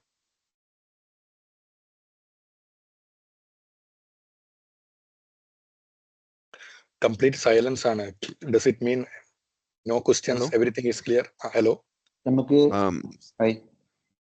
ശേഖർ. അതായത് നമ്മളിപ്പോ ഒരു എക്സാം എഴുതുന്നതിന്റെ ഇമ്പോർട്ടൻസ് കൂടി നമ്മളിപ്പോ എന്താ പറയാ, ഒരു ബയോഡാറ്റ എന്തെങ്കിലും പ്രിപ്പയർ ചെയ്യുമ്പോ ഉണ്ടല്ലോ, അപ്പോ അതെങ്ങനെയാ ഇതിനകത്ത് ഇന്റഗ്രേറ്റ് ചെയ്ത്? തീർച്ചയായിട്ടും ഞാൻ ആക്ച്വലി നമ്മൾ എക്സാം ഓറിയന്റഡ് ആയിട്ടുള്ള നിങ്ങൾക്ക് ഒഫീഷ്യൽ ട്രെയിനിങ് ആയിട്ട് അതിന്റെ മെത്തേഡ്സ് ഞാൻ നിങ്ങൾക്ക് പറഞ്ഞു തരും. ആക്ച്വലി നിങ്ങൾ ഇപ്പൊ നമ്മുടെ ട്രെയിനിങ് കഴിഞ്ഞിട്ടുണ്ടെങ്കിലും തന്നെ എക്സാം ഓറിയന്റഡ് ആയിട്ടുള്ള ഫ്രീ ട്രെയിനിങ് ബേസിക്കലി ഫോർട്ടിനെറ്റിന്റെ തന്നെ നിങ്ങൾക്ക് അവൈലബിൾ ആയിട്ടുണ്ട്. ഓക്കെ, അത് പ്യുവർലി എക്സാം ഓറിയന്റഡ് ആയിരിക്കും. ആക്ച്വലി ഇപ്പൊ നിങ്ങൾ ആ ഒരു ട്രെയിനിങ് അത് ഫ്രീ ആണ്. ഞാൻ എപ്പോഴും സജസ്റ്റ് ചെയ്യുക, even you attend my class, you have to complete that course as well. It is purely based upon exam perspective. Okay, അപ്പം അതും കൂടി കഴിഞ്ഞിട്ടുണ്ടെങ്കിലാണ് നിങ്ങൾ എക്സാം എഴുതേണ്ടത്. Because exam at the end certification matters. നിങ്ങൾ ഈവൻ കമ്പനിയിൽ പോകുമ്പം ഒരുപക്ഷെ നിങ്ങൾ കോഴ്സ് കംപ്ലീറ്റ് ചെയ്യുന്നതിന് ബിയോണ്ട് ആയിട്ട് they also look for the certificate, right? So it matters actually. So നമ്മൾ അതിനെ പറ്റിയിട്ടും ഡിസ്കസ് ചെയ്യും. പക്ഷേ ഞാൻ പറഞ്ഞത്, നമുക്ക് we cannot only focus on the exam related things, because നമ്മുടെ കോഴ്സ് എന്ന് പറയുന്നത് ആക്ച്വലി ഓൾമോസ്റ്റ് 2 months ആയിരിക്കും. ഓക്കെ, അപ്പൊ നമുക്കൊരു 36 hours അല്ലെങ്കിൽ ചിലപ്പം even most of the cases it extend more than 2 months. Okay, അപ്പം നമുക്കതൊരു 36 hours ചിലപ്പോൾ 40 hours നമുക്ക് യൂഷ്വൽ ഫയർവാൾസിന്റെ സ്റ്റഫ് തന്നെ നമുക്കത് കംപ്ലീറ്റ് കവർ ചെയ്യാൻ പറ്റിയെന്ന് വരില്ല. അപ്പൊ അതുകൊണ്ട് എക്സാം ഓറിയന്റഡ് ആയിട്ട് ഞാൻ മോർ ഫോക്കസ് ആവാതിരിക്കാനുള്ള റീസൺ അതാണ്. കാരണം നിങ്ങൾ നോർമലി ഒരു റിയൽ ലൈഫിൽ പോകുമ്പോൾ നിങ്ങൾ ഒരു ഫയർവാൾ ഇംപ്ലിമെന്റേഷൻ പറ്റി കൂടുതൽ അറിഞ്ഞിരിക്കണം. എക്സാം ഓറിയന്റഡ് ആണെങ്കിൽ ആസ് ഐ സെഡ്, നിങ്ങൾ ആഫ്റ്റർ ദ കോഴ്സ് നിങ്ങൾക്ക് 12 hours of exam oriented training നിങ്ങൾക്ക് ഫ്രീ ആയിട്ടുണ്ട്. ആ 12 hours കോഴ്സ് നിങ്ങൾ അറ്റൻഡ് ചെയ്യുക. അതിനുശേഷം നിങ്ങൾക്ക് എക്സാം പ്രിപ്പയർ ചെയ്യാം. Of course we will be content including the topics which is covering in the exams, that is for sure, because at the end you should know how to implement those things. But അത് ഒരിക്കലും purely exam concentrated ആയിരിക്കില്ല എന്നുള്ളതാണ് ഞാൻ മീൻ ചെയ്തത്. അത് ഞങ്ങൾ ചോദിച്ചോളൂ. അല്ല സഞ്ജീവ് ഇപ്പൊ പറഞ്ഞതിനകത്ത് നമ്മളിപ്പോ ഇതിനകത്ത് പല ലെവലിലുള്ള എക്സാംസ് ഉണ്ടല്ലോ. അപ്പൊ ഏത് ലെവലിലേക്കുള്ള ഒരു ടോപ്പിക് കണ്ടന്റ് ആയിരിക്കും ഇത് ഈ കോഴ്സിൽ പഠിപ്പിക്കുക എന്നുള്ള എക്സാം അല്ലാന്ന് പറഞ്ഞു. പക്ഷെങ്കിൽ ഓക്കെ, നമുക്ക് ഫോർട്ടിനെറ്റിന്റെ കേസ് വരുമ്പോൾ നമുക്ക് ഫോർട്ടിനെറ്റിന്റെ സർട്ടിഫിക്കേഷൻ എന്ന് പറയുന്നത് FCP ആണ്. ഫോർട്ടിനെറ്റിന്റെ കുറച്ച് ഫ്രീ സർട്ടിഫിക്കേഷൻ ഉണ്ട്. You have to take FCA, FCF എന്ന് പറഞ്ഞ ഫ്രീ സർട്ടിഫിക്കേഷൻ ഉണ്ട്. കുറച്ച് സർട്ടിഫിക്കേഷൻ നമ്മൾ കോഴ്സിനെ പറ്റി പറയുമ്പോൾ പറയും. ആക്ച്വലി ഫ്രീ സർട്ടിഫിക്കേഷൻസ് അവൈലബിൾ ആണ്. ഓക്കെ, ആ സർട്ടിഫിക്കേഷൻ എടുക്കുക. അത് കൂടാതെ നമ്മൾ ആക്ച്വലി കോൺസെൻട്രേറ്റ് ചെയ്യുന്നത് FCP ആണ്, ഫോർട്ടിനെറ്റ് സർട്ടിഫൈഡ് പ്രൊഫഷണൽ എന്ന് പറഞ്ഞിട്ടുള്ള. ഈ previously it is known as NSE4. Okay, അതിലുള്ള ടോപ്പിക്കാണ് നമ്മൾ നമ്മുടെ കവർ ചെയ്യുന്നത്.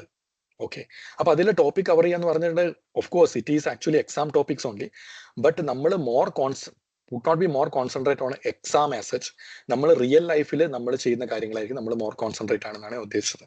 അപ്പൊ നമ്മൾ ഫോളോ ചെയ്യുന്ന ടോപ്പിക്ക് FCPയിലുള്ള ടോപ്പിക് തന്നെയാണ്. ഇറ്റ്സ് എൻ ഓത്തറൈസ്ഡ് ആയിട്ട് നിങ്ങൾക്ക് ആ ഒരു എക്സാം നിങ്ങൾ എഴുതണമെന്നുണ്ടെങ്കിൽ, FCP നിങ്ങൾക്ക് എഴുതണമെന്നുണ്ടെങ്കിൽ ഫോർട്ടിഗേറ്റ് അഡ്മിനിസ്ട്രേഷൻ എന്ന് പറയുന്ന ഒരു മൊഡ്യൂൾ നിങ്ങൾ പാസ്സാവണം ആക്ച്വലി. അപ്പൊ ഈ ഫോർട്ടിഗേറ്റ് അഡ്മിനിസ്ട്രേഷൻ നമ്മുടെ 7.4 ആയിരിക്കും. നമ്മുടെ ലേറ്റസ്റ്റ് ഫേംവെയർ വേർഷൻ ആണ് ആക്ച്വലി 7.4 എന്ന് പറയുന്നത്.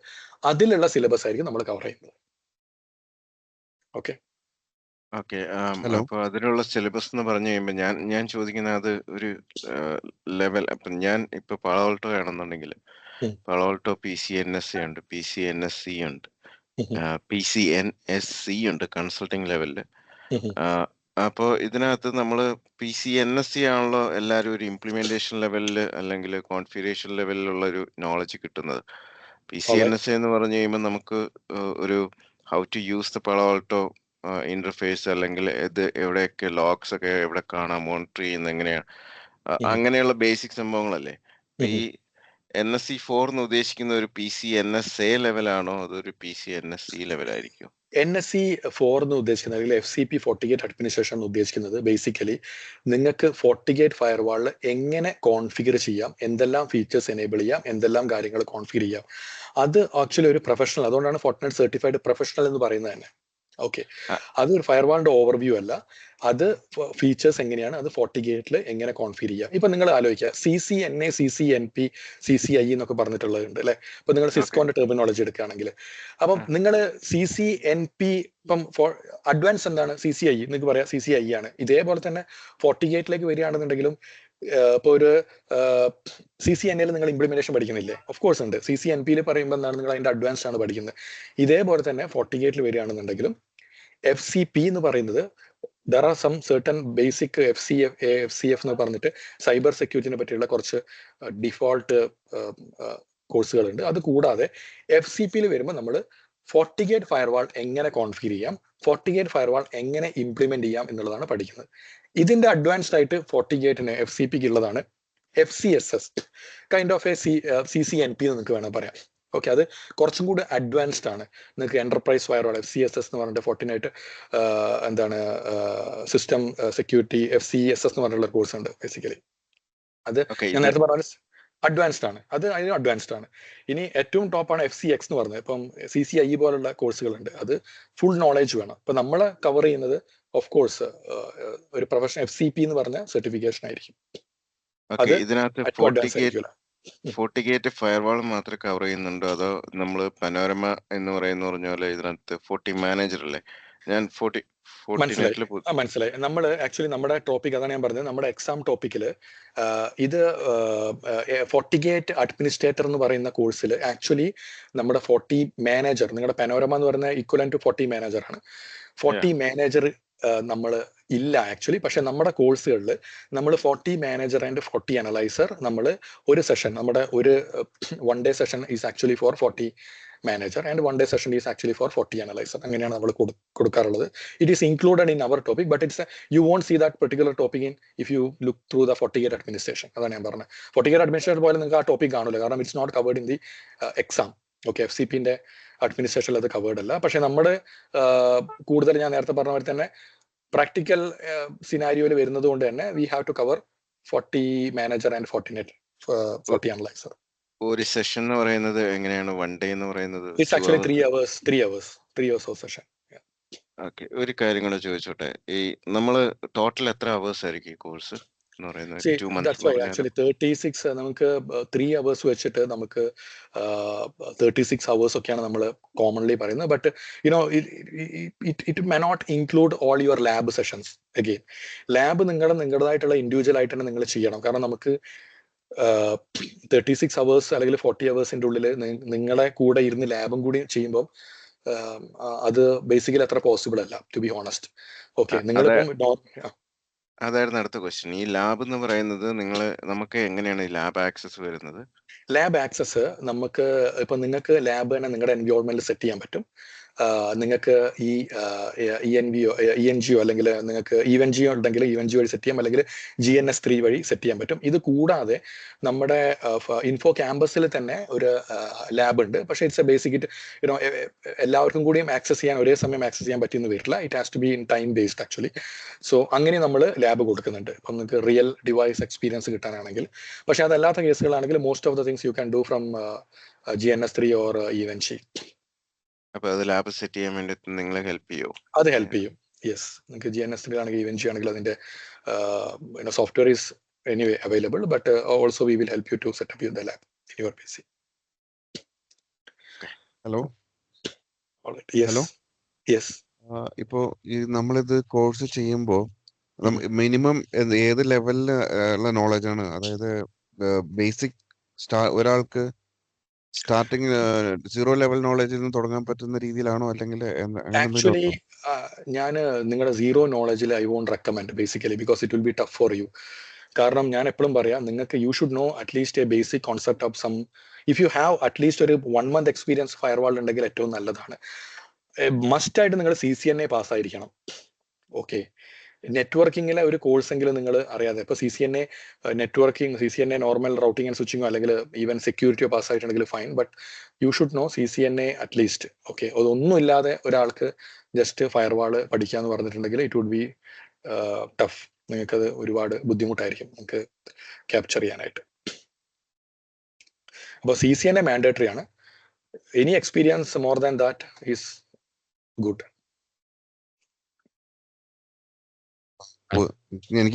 ഞാൻ ആക്ച്വലി IT-ലാണ് വർക്ക് ചെയ്യുകയാണെങ്കിൽ ഒരു പ്രോഗ്രാമർ എന്നുള്ള രീതിയിലാണ് വർക്ക് ചെയ്യുന്നത്.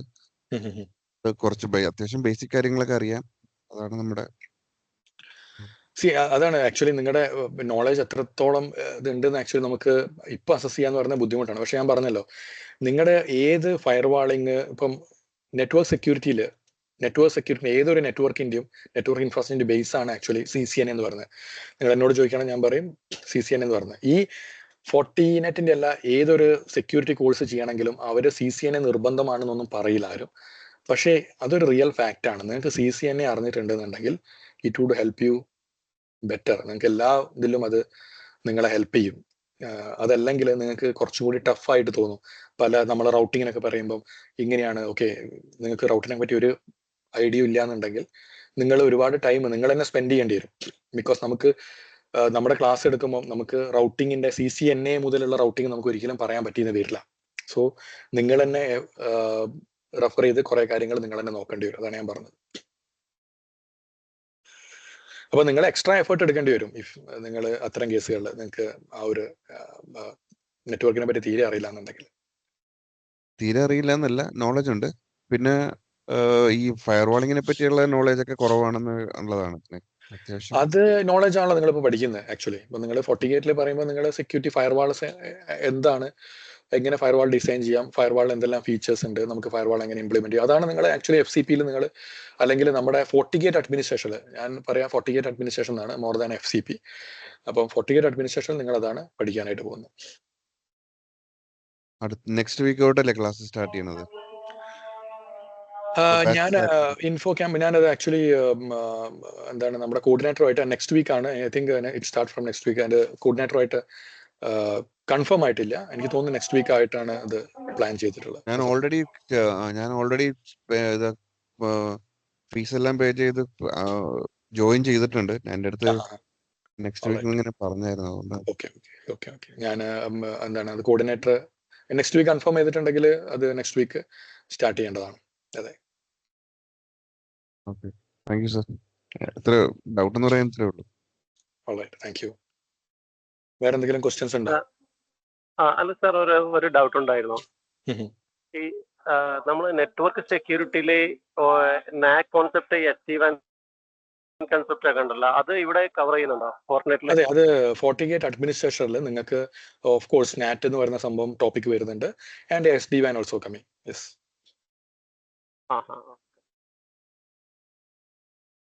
അതെങ്ങനെ ഡീറ്റെയിൽസ് ആയിട്ട് കവർ ചെയ്യുന്നുണ്ടോ?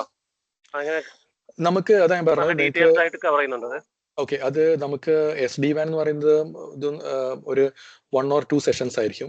ഞാൻ പറയട്ടെ, നിങ്ങൾ ഡീറ്റെയിൽ ആയിട്ട് പറയുമ്പോൾ SD-WAN എന്ന് പറഞ്ഞിട്ട് തന്നെ FCSS ഇപ്പൊ നിങ്ങൾ ഫോർ എക്സാമ്പിൾ CCNP വോയിപ്പിന് നിങ്ങൾക്ക് ഒരു സ്പെസിഫിക്സ് ഇതില്ലേ, ഇതേപോലെയാണ് ആക്ച്വലി SD-WAN എന്ന് പറയുന്നത്. SD-WAN നമുക്ക് ഫുൾ ഡീറ്റെയിൽ ആയിട്ട് പോകണമെന്നുണ്ടെങ്കിൽ it's A separate domain itself. FortiGate അഡ്മിനിസ്ട്രേഷനിൽ നമുക്ക് ബേസിക് SD-WAN എങ്ങനെ കോൺഫിഗർ ചെയ്യാം, ഇന്റർനെറ്റ് ബേസ്ഡ് ആയിട്ടുള്ള SD-WAN എങ്ങനെ കോൺഫിഗർ ചെയ്യാം, എന്താണ് SD-WANന്റെ കോൺസെപ്റ്റ്, എങ്ങനെ നമുക്ക് ബേസിക് ആയിട്ട് ഇത് കോൺഫിഗർ ചെയ്യാം എന്നുള്ളതാണ് നമ്മൾ കവർ ചെയ്യുന്നത്. ഇനി SD-WAN മാത്രമായിട്ട് നമുക്ക് ഡീറ്റെയിൽ ആയിട്ട് പോകണമെന്നുണ്ടെങ്കിൽ it's a course of FCSS. FCSS-ലാണ് ആക്ച്വലി നിങ്ങൾക്ക് SD-WAN, FCSS-ലെ SD-WAN എന്ന് പറയുന്നത് എന്താണ്, ഒരു ഡൊമൈൻ തന്നെയാണ്. അത് ഒരു സെപ്പറേറ്റ് എക്സാം തന്നെയാണ്. ഞാൻ നേരത്തെ പറഞ്ഞ മാതിരി തന്നെ അതൊരു ആ ഒരു പെർട്ടിക്കുലർ ഡൊമൈൻ്റെ ടോപ്പ് സർട്ടിഫിക്കേഷൻ ആണ്. ഫോർട്ടിനെറ്റ് സർട്ടിഫൈഡ് സൊല്യൂഷൻ സ്പെഷ്യലിസ്റ്റ് ആണ് FCS എന്ന് പറയുന്നത്. ഓക്കെ, അതിൽ ഫോർട്ടിനെറ്റ് സർട്ടിഫൈഡ് സൊല്യൂഷൻ സ്പെഷ്യലിസ്റ്റ്, ഇപ്പൊ CCNP VoIP, CCNP routing and switching എന്നൊക്കെ പറയുന്ന പോലെ തന്നെ ഒരു ഡൊമൈൻ.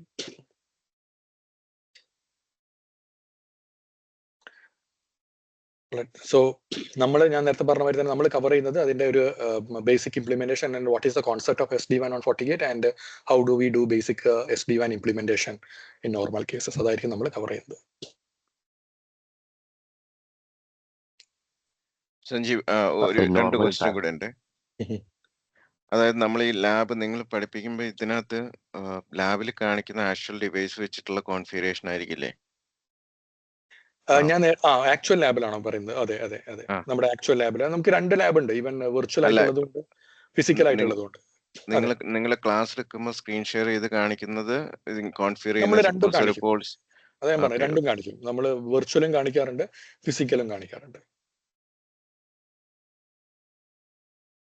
ഐ മീൻ, അതായത് നിങ്ങൾ ഈ പറയുന്ന സാധനം നമ്മൾ കോൺഫിഗർ ചെയ്യുമ്പോൾ ഇപ്പൊ സപ്പോസ് ഒരു ഫയർ വാളിന്റെ നെറ്റ്വർക്ക് സൈഡ് കോൺഫിഗർ ചെയ്യാന്ന് വെച്ചോ. അപ്പൊ നിങ്ങൾ സ്ക്രീൻ ഷെയർ ചെയ്ത് കാണിച്ചിട്ട് ഇപ്പം ഇന്റർഫേസ് 1 IP അഡ്രസ് കോൺഫിഗർ ചെയ്ത്, ഇന്റർഫേസ് 2 IP അഡ്രസ് കോൺഫിഗർ ചെയ്ത്, അതിന്റെ റൗട്ടിങ് കോൺഫിഗർ ചെയ്ത്, അങ്ങനെയുള്ളൊരു ടീച്ചിങ് മെത്തേഡാണോ നിങ്ങൾ ഉദ്ദേശിക്കുന്നത്? മീൻസ് അതിൽ ജസ്റ്റ് തിയറി മാത്രമേ ഉണ്ടാവുള്ളൂ? നമ്മൾ തിയറി മാത്രമല്ല, നമ്മൾ ആക്ച്വലി നമ്മൾ ക്ലാസ്സിൽ നമ്മൾ വാക്ക് ത്രൂ ആണ് ചെയ്യുക. നമ്മുടെ ഫയർവാളിൽ നമ്മൾക്ക് ഇതെങ്ങനെ കോൺഫിഗർ ചെയ്യാം, അത് നമുക്ക് ഇന്റർഫേസ് ആണെങ്കിൽ ഇന്റർഫേസ് എടുത്ത് അത് കോൺഫിഗർ ചെയ്ത് അതിന്റെ റിസൾട്ട് എങ്ങനെയായിരിക്കും, ഇതിങ്ങനെ ചെക്ക് ചെയ്യാം. അതാണ്, അല്ലാതെ നമ്മൾ വെറും ആക്ച്വലി സ്ലൈഡ്സ് മാത്രം പോയതുകൊണ്ട് അതിന്റെ ബെനിഫിറ്റ് കിട്ടൂലല്ലോ ആക്ച്വലി. അപ്പൊ നമ്മൾ റിയൽ ഫയർവാൾ ആണെങ്കിൽ it can B A virtual or hardware, doesn't matter. നമ്മൾ പഠിക്കുന്നത് FOS ആണ്, അതായത് FortiGate ഓപ്പറേറ്റിംഗ് സിസ്റ്റത്തിൽ എങ്ങനെയാണ് ഈ സംഭവം ചെയ്യുന്നത്. അത് ഫിസിക്കൽ ആയിക്കോട്ടെ, അത് ലോജിക്കൽ ആയിക്കോട്ടെ, അത് നിങ്ങൾ ചെയ്യുന്ന മെത്തേഡ് സെയിം ആണ്. ആ സംഭവങ്ങൾ നമ്മൾ സ്റ്റെപ്പ് ബൈ സ്റ്റെപ്പ് ആയിട്ട് എന്താണ് ഡിവൈസിൽ കോൺഫിഗർ ചെയ്തിട്ട് കാണിക്കുന്നതായിരിക്കും. അങ്ങനെയാണ് നമ്മൾ ചെയ്യുക. അല്ലാതെ അതൊരു സ്ലൈഡ് എടുത്തിട്ട് ഓക്കെ ഇതാണ് അതിന്റെ മെത്തേഡ്, ഇത് ഇങ്ങനെ ചെയ്യാം എന്നുള്ളതായിരിക്കില്ല നമ്മുടെ മെത്തേഡ്. ഓക്കെ.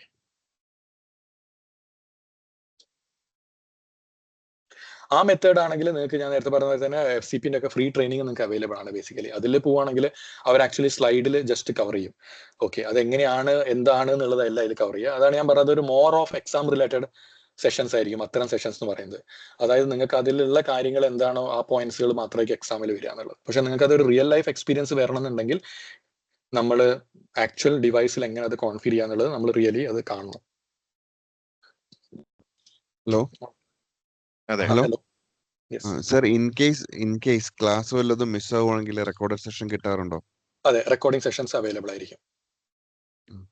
ഓക്കെ.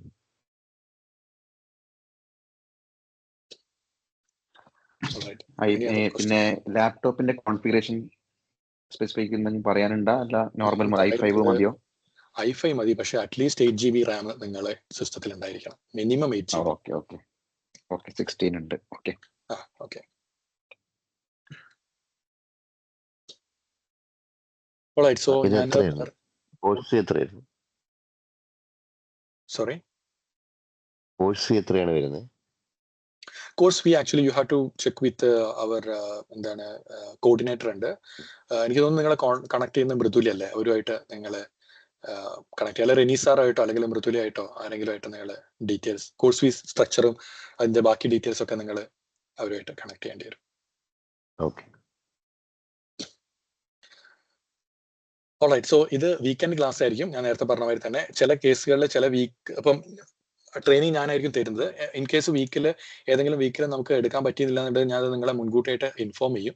പിന്നെ ആ കേസ് ഓഫ് കോഴ്സ് നിങ്ങൾക്ക് വേറെ നമ്മൾ വീക്കെൻഡ് ആയിട്ട് എക്സ്റ്റെൻഡ് ചെയ്യേണ്ടി വരും. അതല്ലെങ്കിൽ വേറെ ഒഴിവുള്ള ദിവസം എല്ലാവർക്കും സ്യൂട്ടബിൾ ആയിട്ടുണ്ടെങ്കിൽ നമ്മൾ വേറൊരു ദിവസത്തേക്ക് എടുക്കും, അങ്ങനെ എന്തെങ്കിലുമൊക്കെ ചെയ്യും. ഓക്കെ, അറ്റ് ദ എൻഡ് നിങ്ങൾ ഒരു 2 month മിനിമം, നമ്മൾ 1.5 month ഒക്കെയാണ് പറയാറുണ്ടെങ്കിൽ ഒരു 2 month ചിലപ്പോൾ 2.5 month വരെയൊക്കെ നിങ്ങൾ മാക്സിമം എക്സ്പെക്ട് ചെയ്യണം കോഴ്സ്. ഒന്നാമത് വീക്കെൻഡ് ആയതുകൊണ്ട് തന്നെയാണ്. പിന്നെ രണ്ടാമത്തെ കാര്യം ഒരു 3 hours ആണ്. ചിലപ്പം അത് നമുക്ക് 3 hours കൊണ്ട് സ്റ്റോപ്പ് ചെയ്യാൻ പറ്റിയെന്ന് വരില്ല. ചില കേസുകളിൽ നമ്മളത് 4 hours ആവും. അപ്പം അത് ഡിപ്പെൻസ് നമ്മുടെ ക്ലാസ് എങ്ങനെ പോകുന്നു എന്നുള്ളതാണ്. അപ്പം നിങ്ങളുടെ കൂടുതൽ ലാബ്, ഞാൻ നേരത്തെ പറഞ്ഞ മാതിരി തന്നെ ലാബ് നിങ്ങളുടെ ഭാഗത്ത് നിന്ന് ചെയ്യുന്നത് കൂടുതൽ നിങ്ങൾക്ക് ലാബ് ചെയ്യുന്നത് നിങ്ങൾ ഓഫ്ലൈൻ ആയിട്ട് തന്നെ ചെയ്യേണ്ടി വരും. എന്നിട്ട് നമ്മൾ അടുത്ത ക്ലാസ് സ്റ്റാർട്ട് ചെയ്യുന്ന സമയത്ത് നമ്മൾ നിങ്ങളുടെ വേറെ നിങ്ങൾ ചെയ്തതിൽ എന്തെങ്കിലും ഇഷ്യൂസ് ഉണ്ടെങ്കിൽ നമ്മൾ ഒരു 1/2 hour അത്തരം ഇഷ്യൂസ് റെക്ടിഫൈ ചെയ്യാനോ കാര്യങ്ങളോ ഇതാക്കും. അതല്ലെങ്കിൽ നമ്മൾ ഒരു ടോപ്പിക്ക് കഴിഞ്ഞതിന് ശേഷം നമുക്ക് സമയം ഉണ്ടെങ്കിൽ നമ്മൾ അന്നപ്പോഴും നിങ്ങൾ ചെയ്യുന്ന ലാബ് റിവ്യൂ ചെയ്യാനായിട്ട് നമുക്ക് എടുക്കാം. ഓക്കെ, അതല്ലാതെ രണ്ടും കൂടിയും ഒരുമിച്ച് ഇപ്പൊ ഞാൻ ആക്ച്വലി നിങ്ങളുടെ ഇതിൽ ലൈവായിട്ട് കാണിച്ചു തരും. അതേസമയം നിങ്ങൾക്ക് ചെയ്യാൻ പറ്റുകയാണെങ്കിൽ ചെയ്യാം, അതല്ലാന്നുണ്ടെങ്കിൽ നമുക്ക് ഒരുമിച്ച് ചെയ്യുമ്പോൾ നമുക്ക് ആ ടൈം ആ ഒരു ടൈമിൻ്റെ ഉള്ളിൽ നമുക്കത് തീർക്കാൻ പറ്റില്ല. അതാണ് ഞാൻ പറഞ്ഞത്.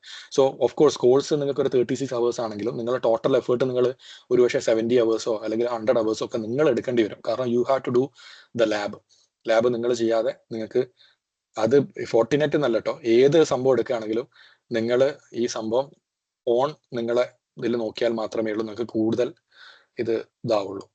ഓക്കെ, പഠിക്കാനായിട്ട് പറ്റുള്ളൂ. അപ്പൊ അത്രയാണ്. വേറെ ക്വസ്റ്റ്യൻസ് ഒന്നും ഇല്ലാന്ന് ഞാൻ വിചാരിക്കുന്നത്. അപ്പം four further details you can contact Mridula coordinator, അല്ലെങ്കിൽ നിങ്ങൾക്ക് റെനി സാറിനെയും കോൺടാക്ട് ചെയ്യാൻ പറ്റും. ഓൾ റൈറ്റ്, ഒന്നുമില്ലല്ലോ, വേറെ ഒന്നും ഇല്ലാന്നുണ്ടെങ്കിൽ നമുക്ക് കോൾ കൺക്ലൂഡ് ചെയ്യാം. Okay sir, okay, thank you Sanjeev. Thank you everyone. So have a good day. Bye. Thank you. By.